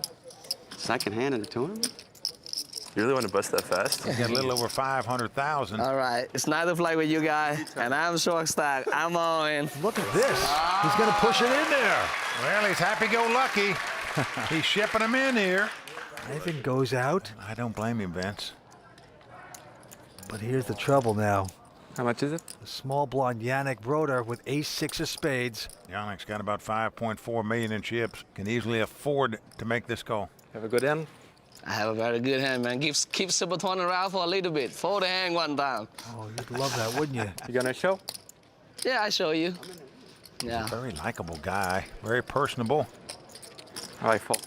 Whoa. And I'm surprised that the poker pro Yannick Broder goes out there with an ace-6 suited. You have to know that the short stack is going to move in with any 2 cards. How much more is it? But the real estate guy, Keith Crowder, though, is going to make him sweat. I have a good hand. He's got just a queen deuce of spades. How good is your hand, Twine? It can hurt you, Keith. I have a good hand. Oh, he's such a liar. You gotta love this guy with the big smile, the short stack, pushing it around like that. Well, Keith is actually in 5th chip position himself, so he doesn't have that many chips where he can afford to give away $500,000 of them. Kenny Wynn would love to take this right now. Bluffing his way on this hand, and it's gonna work. Thank you, thank you. Well, Kenny says thank you, and why not? I showed it. Oh, he shows him a 9-7 of clubs. You won. Kenny Wynn, the short stack, hanging in there by dental floss, gonna take down that pot. Wow, man.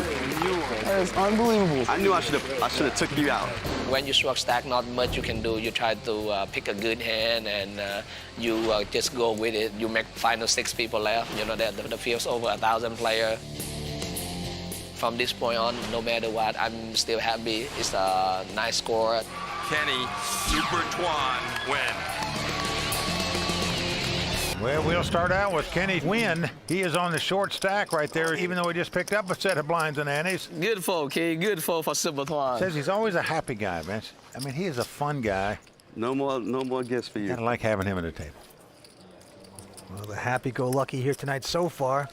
Well, let's go down to the felt. Olivia Bousquet. Look at this hand. He's picked up a pair of kings. Well, he's really the happy one because he's the big chip leader at this table, and now has picked up a big hand. Yeah. 2 kings. Makes it 300,000 to go, but there's trouble because Kenny Wynn behind him with a pair of 8s. Well, Vince, when you're on the short stack and you pick up a pair like this, you almost have to go with it. Wow. Super Twan is all in again, guys. Well, here we go. He's all in again, he says. Oh, boy. He's going to move it in. Ivan Mamusic going out, as well as Yannick. Keith Crowder, the real estate man, says no. Jeremy Brown out as well. Oh. And, of course, Olivier making the call. Super Twan running into a brick wall this time.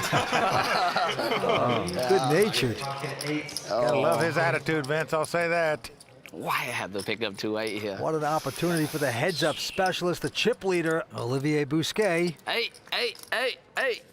Kings up against 8s. Well, here we go. Flop is ace, jack, deuce. No help for Kenny. Knows he's going to have to catch an 8 to win this pot to stay alive. Looking for a snowman. Doesn't happen on the turn as a 10 comes up. Yep. Well, he's going to have an 8 ball in the corner pocket, or this is going to be game over for Kenny Wynn right here. Yep, he needs a miracle. 1 card to come. Can he get lucky? 8 on the river. Oh! Nope, it's a 7. So that's going to do it for Super Twan. Kenny Wynn got in this tournament by winning a $350 satellite. Cashed out pretty good, Vince. $156,000 for Kenny, the Super Twan. Oh, what do you think, Mike? Super Twan trying to be the nice guy at the table. Maybe it'll help him with the guys, but it didn't really pay off for him, did it? Well, I think you should remain civil at the table, but I can remember what Stu Unger, who many consider the greatest player of all time, he once told me he's got to hate everybody at the table. He just wants to rip their throats out. So for him, no, don't be nice. Play to win. All right, we'll keep it friendly right here on WPT Greatest Final Tables. The friendly won't last as we return to Atlantic City, the Season 8 Borgata Poker Open, right after this. My big blind, let's play some poker. Let's play some poker. I'm coming for it. Welcome back to WPT Greatest Final Tables. We are watching number 9 on our top 10 list of all-time greatest finals.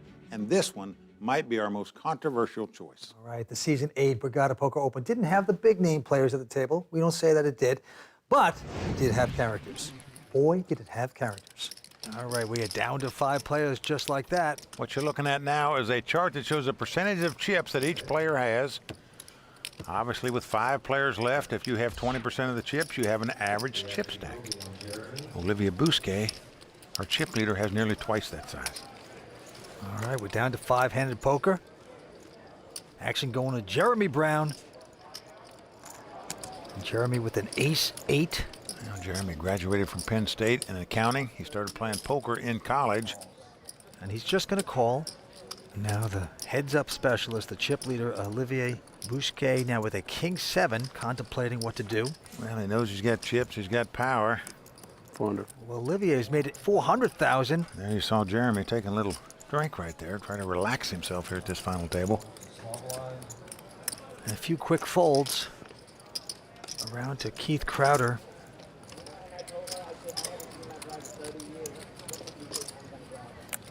The oldest player at the table, 39 years old, and he's also going to fold. Back around to Jeremy. He's going to call him with the ace-8. So it's down to the two New Yorkers, the two chip leaders in this pot alone. So here's the flop.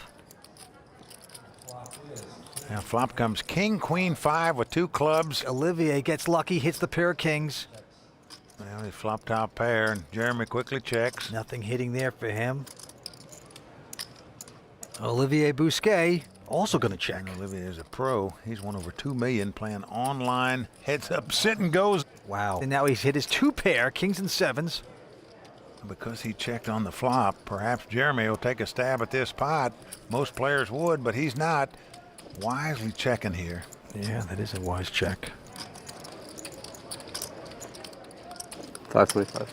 And he's got to bet the 2 pair now. Come out of the woods, 525,000. No card Jeremy can catch to win this pot, so anything he puts in the pot right now, just say adios to.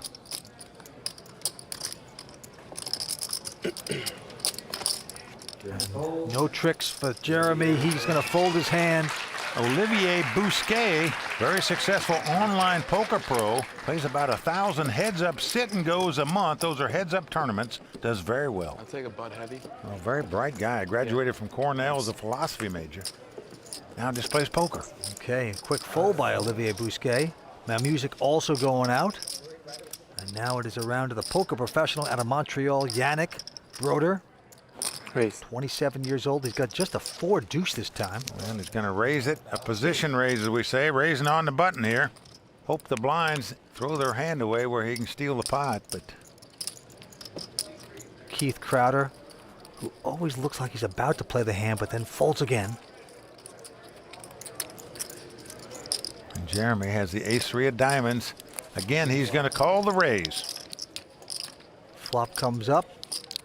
Oh, what a dream flop for Jeremy. It's come ace-7-4 with 2 diamonds. He's got top pair and the nut flush draw. Quickly checks.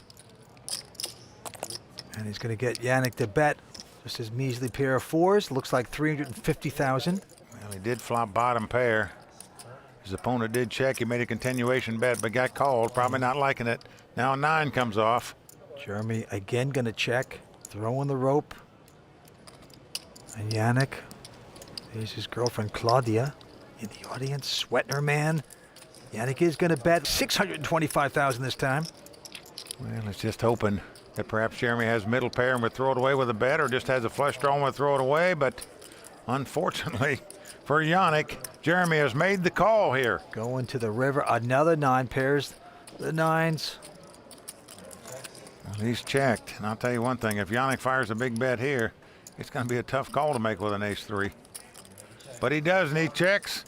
Just hopes his opponent's got just a flush draw without the ace, but no. Jeremy's going to take down this pot with aces up. Nicely done. I always hoped that I'd be on television playing poker. Now it's finally come true. I like to talk and have a good time out there.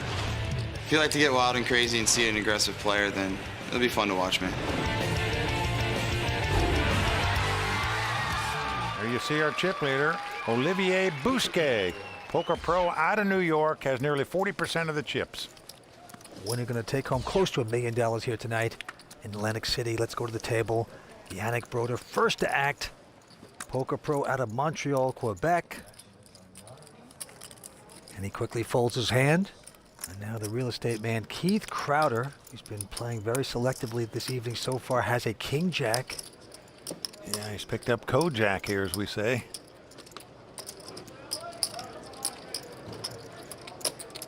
$280.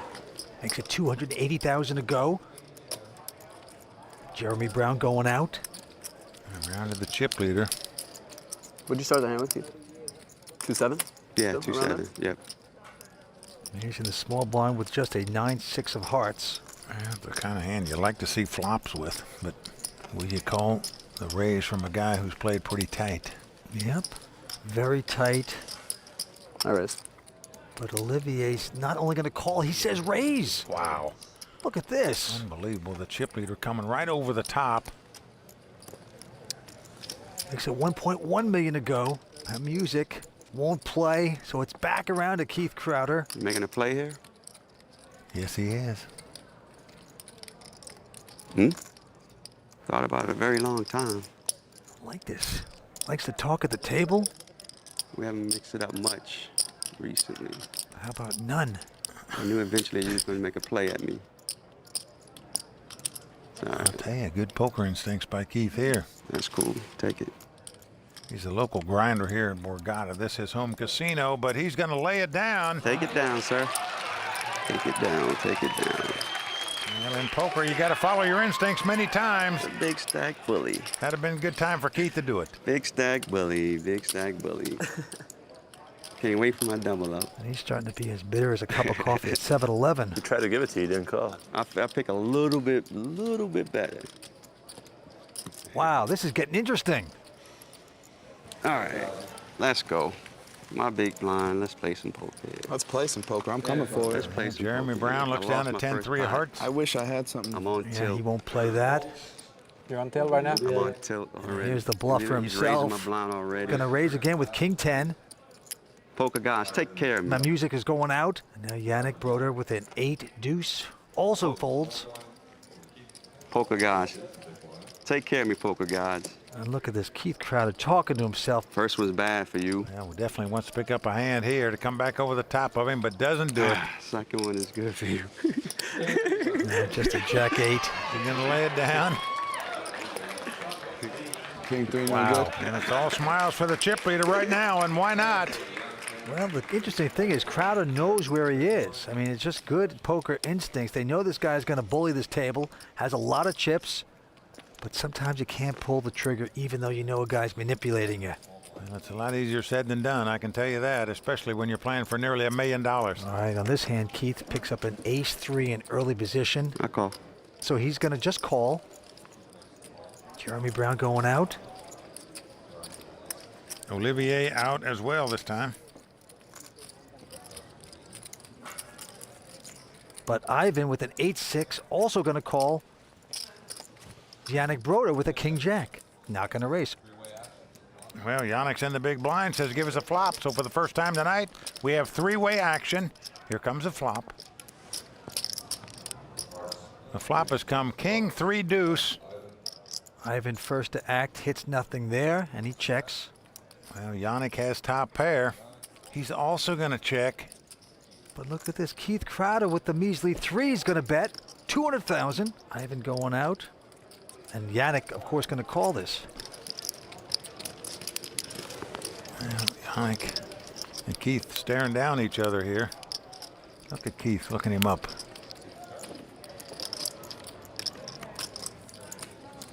Queen of clubs comes off. Well, again, Yannick checks top pair. Keith Crowder, what a poker face. Yeah, he says, give us a card here. I like his style here. Oh, it just gets better for Yannick. 2 pair now, kings and jacks. Nightmare night here for Keith Crowder on this hand. Well, Yannick's going to reach for chips this time. Wow, 350,000. This is the guy that played hockey all of his life, virtually. From the time he was 3 till the time he was 20. And right now, he's trying to put the puck right between the net. You got anything? And he's got the hand to do it. I don't think we have a king. Not putting him on the king because he checked it 4 or twice. 5 or something. This could get ugly. It does look like he might have a wheel draw or something here, the way he played this hand. Most guys would have check raised with the king on the flop. He didn't do that. Checked on the turn. I like the way Keith is studying. Not just looks at his face, but he looks at his whole entire body. He's going to look him up. Ooh.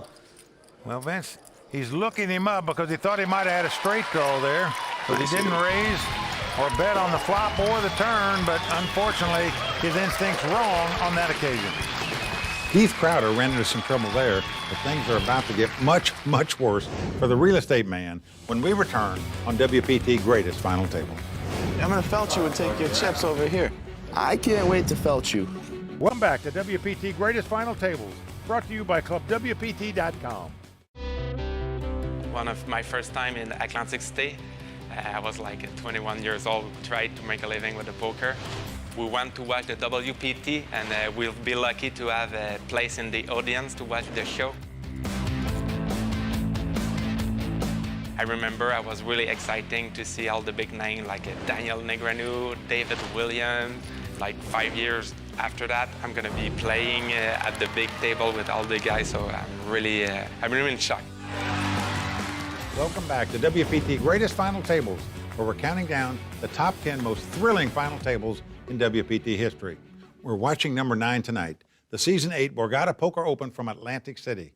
The great T.J. Cloutier used to say he could learn more about a man in 20 minutes in a poker game than in 20 years in the real world. And on this night, back in 2010, we found out a lot about what each of these players were made of. That is so true. Now, you always say that poker is the best reality show on TV, and you are right, because you can't beat the drama of a game where a single mistake can literally cost a man millions of dollars. And for drama, you can't beat the Season 8 Borgata Poker Open, and that's why we chose it as number 9 on our top 10 list of greatest WPT final tables of all time. As we return to the action, heads-up specialist Olivier Bousquet is way out in front, but things are about to change in Atlantic City. Right now, Olivier Bousquet running over the table with about 12.3 million in chips. This is the largest field ever in WPT history, 1,018 players. We're down to these 5. I'm coming for Keith's stack now. Listen. You're gonna double me up. I'm not going to double you up. Well, I'm just my going to last take your chip is chips. in I'm going to felt you and take your chips over here. Double me up. I can't wait to felt you. Right to the table we go. A quick fold by Jeremy. Olivier Bousquet, our chip leader, also going out. In my blind, too. It's probably going to happen next hand. Round to Ivan. He's going to raise it on the button with a Queen 9 offsuit. Makes it 300,000 to go, but look at this in the small blind. Uh-oh. Yannick has picked up 2 kings. This is the poker pro out of Canada. Got the kings. Do you just call? Do you play it slow, try to trap, or do you push now? Now, Vince, the guy's a hockey player all his life, so he's going to put the slap shot on him right here for over 1.1 million. Yep, makes the big raise, puts up the sweatshirt over his mouth like he does every time he's in a hand. And now the real estate guy, Keith, tilting away, goes out. Back around to Ivan. You're the best, sweetheart. Well, Jeremy happy just that the drinks are still flowing. As you pointed out, he had 100 bottles of beer in the wall, down to about 90 now. Ivan folds his hand. Trying to steal my blind. Ran into something. Your blind's still gone. It's all good. Mission accomplished. That's right. Good job. They are yapping it up, having a good time. So those are boomerang trips. Except for Keith. They leave and they come back with friends. Keith's gonna get felted right now. Right now, he's gonna try to buy my blind. Next hand in play. Olivia quickly folding. He's getting felted. Saw you, Jeremy. Keith is getting felted. Look at this, Jeremy saying Keith is getting felted. Getting personal here. They're saying they're all going to fold around to the blind, and that's exactly what's happened. Yeah. And now Keith has picked up 10-4 spade. Got the highway patrol hand in the small blind. Notice Jeremy has 2 8s in the big blind, but it's a stare-down contest now. If you do it, you're going to get felted. Well, he's egging him on. This is a great New York talk here. I will send you home early. Well, so far. Can you cut the alcohol off, please? Keith hasn't made a right decision yet at this final table. You know you got a quality hand. You just want to push your player I'm into a bad decision, and he makes it. Wow. He's all in, and it gets called right away. What a gross. I never realized what a giant Jeremy is, too. Well, he's 6'4". The 10 is not coming. The 10 is coming. That's cool. That's cool. Look at this. Great talk. Gets a man to call to go all in with just a 10-4. The 10 is coming. He's getting the action he wants. But anything can happen on the World Poker Tour. And we will see the first 3 cards. Well, Keith Crowder hoping to get lucky here. Let's see if it'll happen. Well, it's come 4 deuce deuce. Keith picks up a piece of it, pair of 4s. Well, he needs a 10 or a 4 to take the lead. 2 running spades would give him a flush. No, 10's right on the turn. Keith staying optimistic. Will he be right? No. 5 of clubs on the turn. No help to Keith. Well, we're down to the river card. Keith Crowder must catch a 10 or a 4 on the river. Right here. Put the 10 down there. Otherwise, he'll be our 5th place finisher. 10 or 4 is good. His dream of becoming a champion all on the line with his card. Well, he said he thinks it's his time, but it's not. Jack of diamonds on the river. That's going to do it for Keith Crowder, who finishes in 5th place. And Vince, Tonight he was just marching with 2 left feet. That's all there is to it. His timing off at this final table. Well, you're right. The chips finally hitting the fan for Keith Crowder, out in 5th place. Gonna pick up $188,000. Keith, I just got in your head. And just like that, we are down to 4. But what great talk. I did. By Jeremy Brown, the New Yorker, to egg his opponent on to making a bad move. You know, I just lost my patience. I didn't think he had much. He did. Every time I pushed on him, he had a hand. So, you know, I can look in the mirror and blame myself for this one. All right, Andes have gone up to 20,000 blinds, 80 and 160. Back to table, a quick fold by Ivan. And now Yannick with the button with just 8-5. What's he doing here? He's raising on the button, just like a lot of top pros would do. Makes it 400,000 to go. But the New Yorker, Jeremy, a quick call with Queen Jack right behind him. Olivier, the chip leader, goes out. Flop comes up 10-8-6. Yannick hitting his 8s. Thank you. Inside straight draw for Jeremy Brown. But they both check. A little surprised Yannick would check second pair there, but he did so. Now an ace comes off. This gives Jeremy a 2-way straight draw. King or a 9 would give him a straight. Jeremy checking again, though. And Yannick also checking with the 8s. River card coming down. Oh, 5 comes off. This gives Yannick 2 pair. But Jeremy, with just a queen high, is going to try to steal this pot here with a bet, it looks like. Well, the hearts are out there, but the way he never made any moves there seems like a pretty mandatory call. You would think it's a $575,000 bet, though. Well, you could be beat here, Vince, as you say, but you are going to make the call with 2 pair, no doubt about it. Queen high. 2 pair. He does so. And Jeremy gets caught with his hand in the cookie jar there. Yeah, the New Yorker's walking there. Oh, boy. Better order another beer. Nice call by the Canadian. What are you raising with 5-8 for, huh? What do you call me with? I called you with a lot better than that. 1-1. What's that? 1-1. That's all right. Let's go back to this hand. Jeremy quickly folding. And Olivier on the button. He folds as well. I was suited. Now Ivan, I was music. suited too. No, I'm not. Jack 9 in the small blind, but he's going to raise. Makes it 400,000 to go. Into Yannick. Yannick just has a 5-4, but he's got 160,000 out there in the big blind. He's going to make the call and see a flop, and he's flopped an open end straight as it comes deuce 3-3. Action to Ivan. Going to make the continuation bet here, even though he just has Jack high. $500,000. Oh boy, nicely done by the 23-year-old. Well, many players might come over the top with a straight draw here like this, but Yannick just going to make the call. Looking for an ace or a 6 to make a straight. A deuce comes off. 2 pair on the board. On Ivan again, and does he have the heart to bet with nothing? Yes, he does. 850,000. Yannick's going to think this guy is Ivan the Terrible when he sees this guy continuing to bet with just a jack high. And that is just too much heat. Yannick has to go out. Nicely done. Yep, playing a little tune there on his man Yannick. No doubt about it. You've got to salute Keith Crowder right there. He lets Jeremy Brown get into his head and then flat out admits that he screwed up. It's actually very refreshing. Well, what amazes me, Vince, is that the very next year, Keith Crowder, Jeremy Brown, and Olivier Bousquet, and even me, made a deep run in this event, but the field was bigger than the 1,000 players it was from season 8. True. Proves that these guys at the table did have great talent, but as you remember, Mike, at this final table, as it progressed, it became less about brilliant poker moves and more about out-and-out psychological warfare. Don't go away. Welcome back to WPT Greatest Final Tables, brought to you by ClubWPT.com. We are looking back at number 9 on our list of the top 10 greatest final tables of all time. We're down to 4 players at Atlantic City's Borgata Poker Open, WPT Season 8, where the most frequent word about to be heard at this final table is not raise, not call, but cocktail. Four-handed poker continues, and there's Jeremy Brown on a bit of a rush right now. This time he just has an 8-7.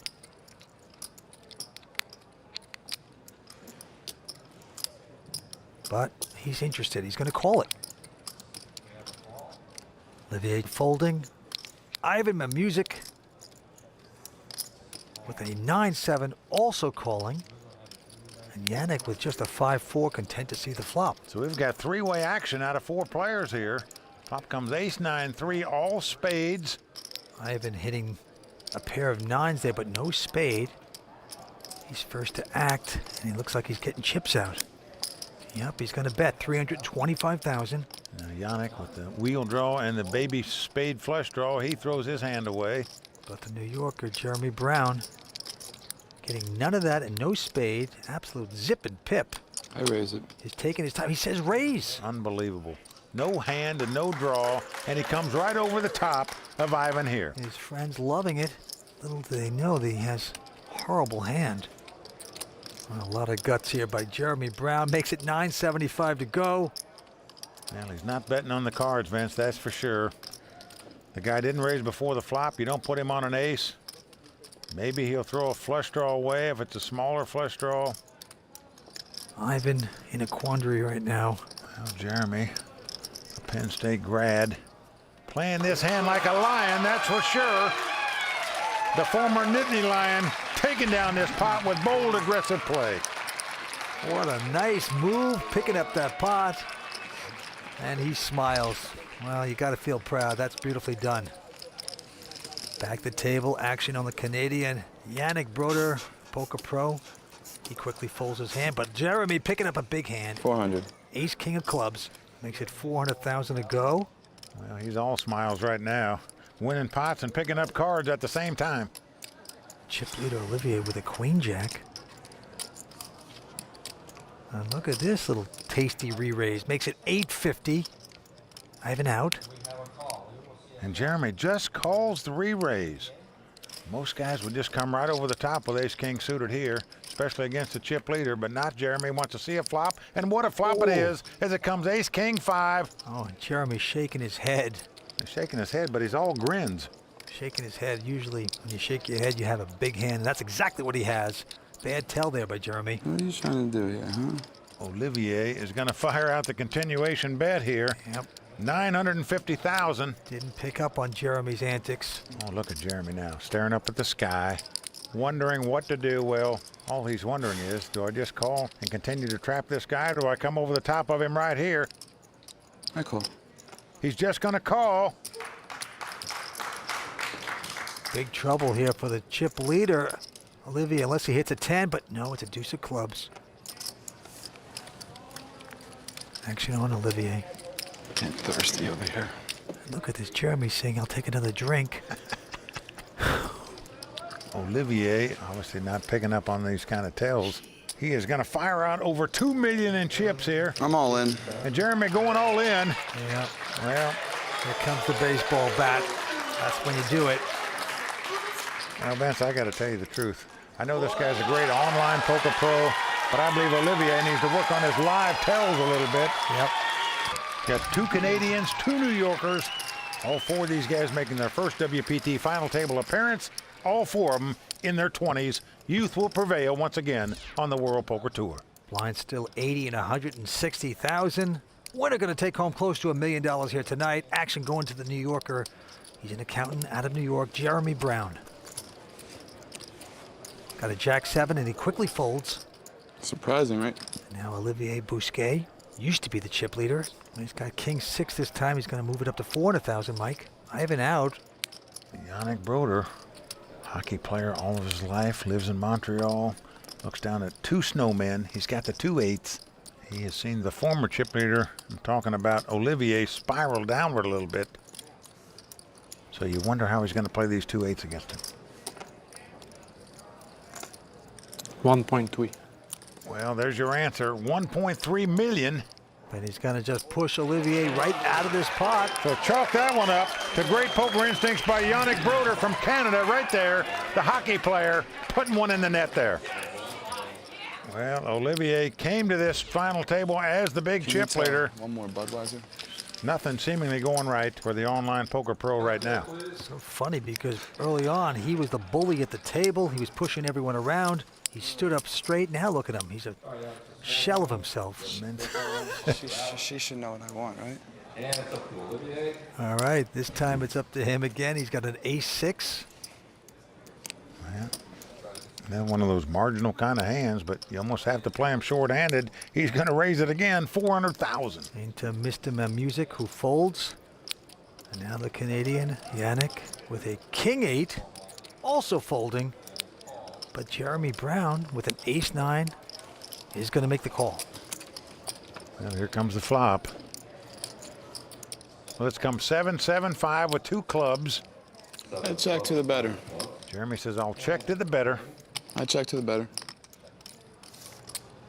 Well, that's Olivier's girlfriend in the crowd. And Olivier, will he make the continuation bet? Well, you gotta give him credit. He's got heart. He's betting 475,000 with his ace high. Well, now Jeremy's got a tough problem as to what to do. He might think his ace high is the best hand, but besides calling this bet, I check it. Can you stand the pressure of future bets? Well, Jeremy's going to check in the dark. In other words, he's checking before the card even comes out there. And Olivier sees that. Whoa. The king of clubs comes off, putting a possible flush out there. Want to rethink that now. He's got the 4 flush, but it's too late. He's checked it already, and Olivier checking behind him. Well, you're fearful a little bit your opponent might have had a flush draw. Indeed, Jeremy's got the ace of clubs. He does have the nut flush draw now. A 7 comes off, putting 3 sevens on the board. 600. Jeremy is going to fire out there now, 600,000. They both have exactly the same hand, 3 sevens with an ace king. What Olivier's thinking about here, if a guy had a flush, would he bet when there's 3 sevens on the board? I don't think so. He would just check it down and hope it was good. So he's trying to figure out, did the guy have a full house all the time? Would he really bet 7s full of 5s in this spot? Is my ace high any good right now? Vince, I think he may call him here with the ace high, and indeed he's doing it. I got ace high. This is going to be a split pot. Wow, great call. That's a nice call by Olivier right here, folks, I can tell you. He thought things out pretty good. Didn't think the guy would bet a flush. Jeremy staring down there. Wow. He's thinking, pretty good call by this guy. Hell of a call, dude. Yep, Jeremy giving him respect right there as he guzzles another beer. Split pot, and we move on. Fine call. Action going to Olivier on this hand. Let's see what he's got. Well, it looks like a queen jack.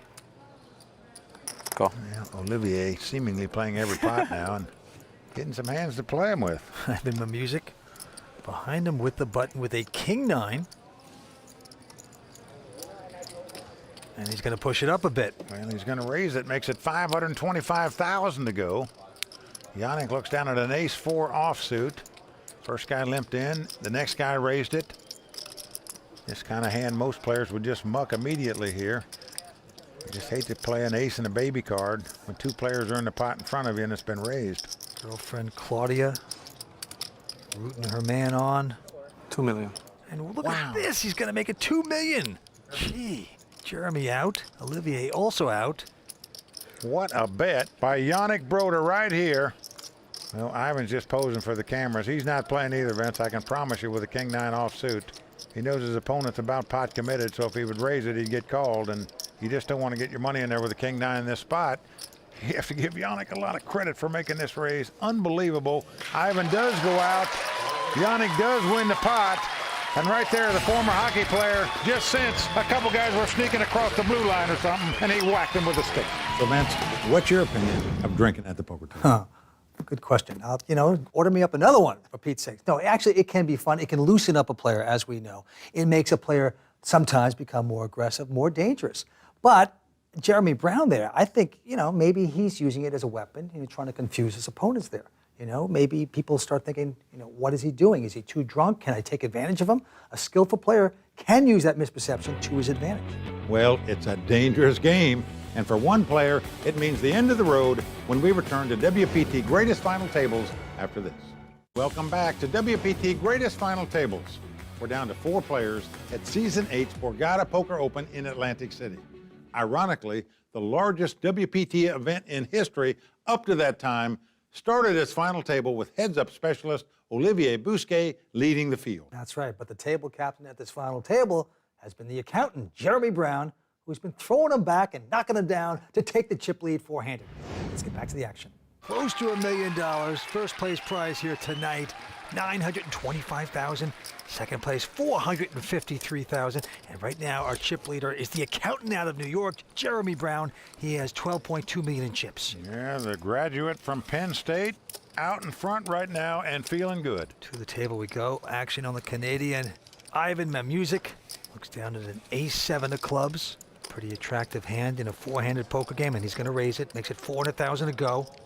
It's folded around to Olivier Bousquet, who looks down at 2 5s in the big blind. He's been playing very aggressive at this final table, played a lot of hands, but takes a conservative mode here by just calling, doesn't re-raise with the 2 5s. Here comes a flop.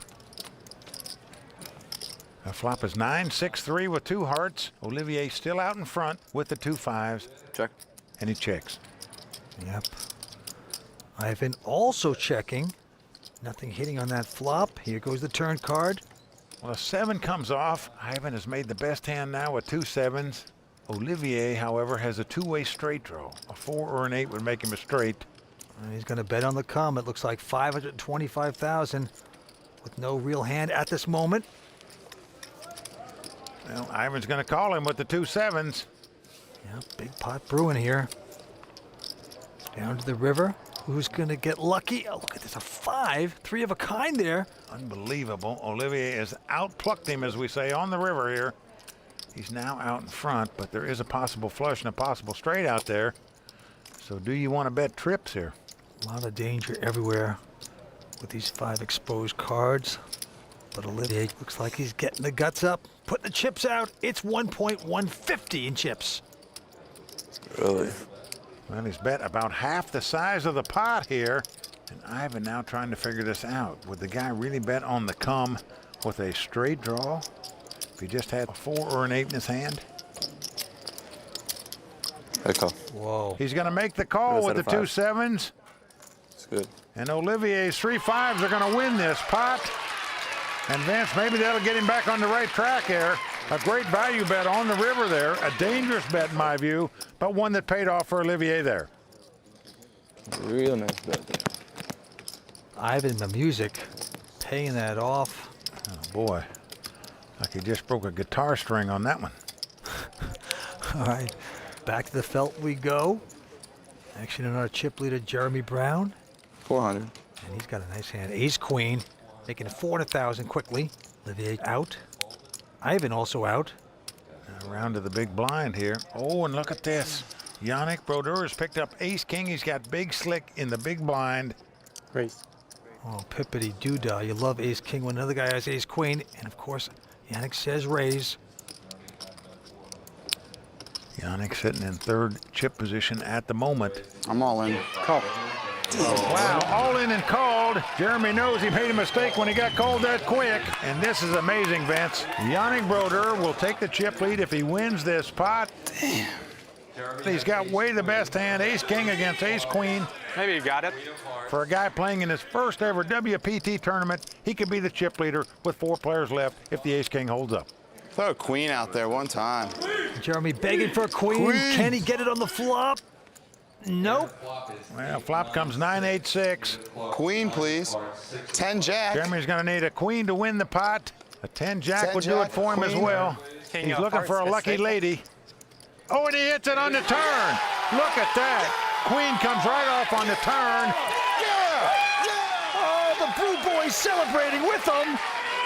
Well, it's not over. Yannick can catch a king on the river and win the pot. But Vince, I got to tell you, he took that turn card about as good as anybody I've ever seen when you're playing for $1 million. Hardly flinched when it came off of there. Yannick needs a miracle, but does not get it. Well, there's tough luck for the Canadian right there. Knocked out in 4th place on a bad beat. Oh, yeah, Yannick completely stunned here. Just like that, Yannick out. He's going to pick up $216,000. What a gentleman, walking away with a lot of class, and we are down to 3. Jeremy Brown said that was sick. I know one thing, Mike. At the time, I thought Jeremy Brown would definitely be sick the next morning if he didn't slow down on the booze. I mean, the guy would have made Mel Gibson proud. Well, at this point, Vince, in the tournament anyway, it seems as if nothing can stop Jeremy Brown except maybe himself. Can he sober up in time to win a WPT title, or will he be on the wrong end of the greatest comeback in WPT history? Well, we will see. We'll be back next time with the conclusion of the number 9 final table in our countdown, the Season 8 Borgata Poker Open. Until next time, the WPT Greatest Final Tables, I'm Vince Van Patten. And I'm Mike Sexton. Thanks for watching.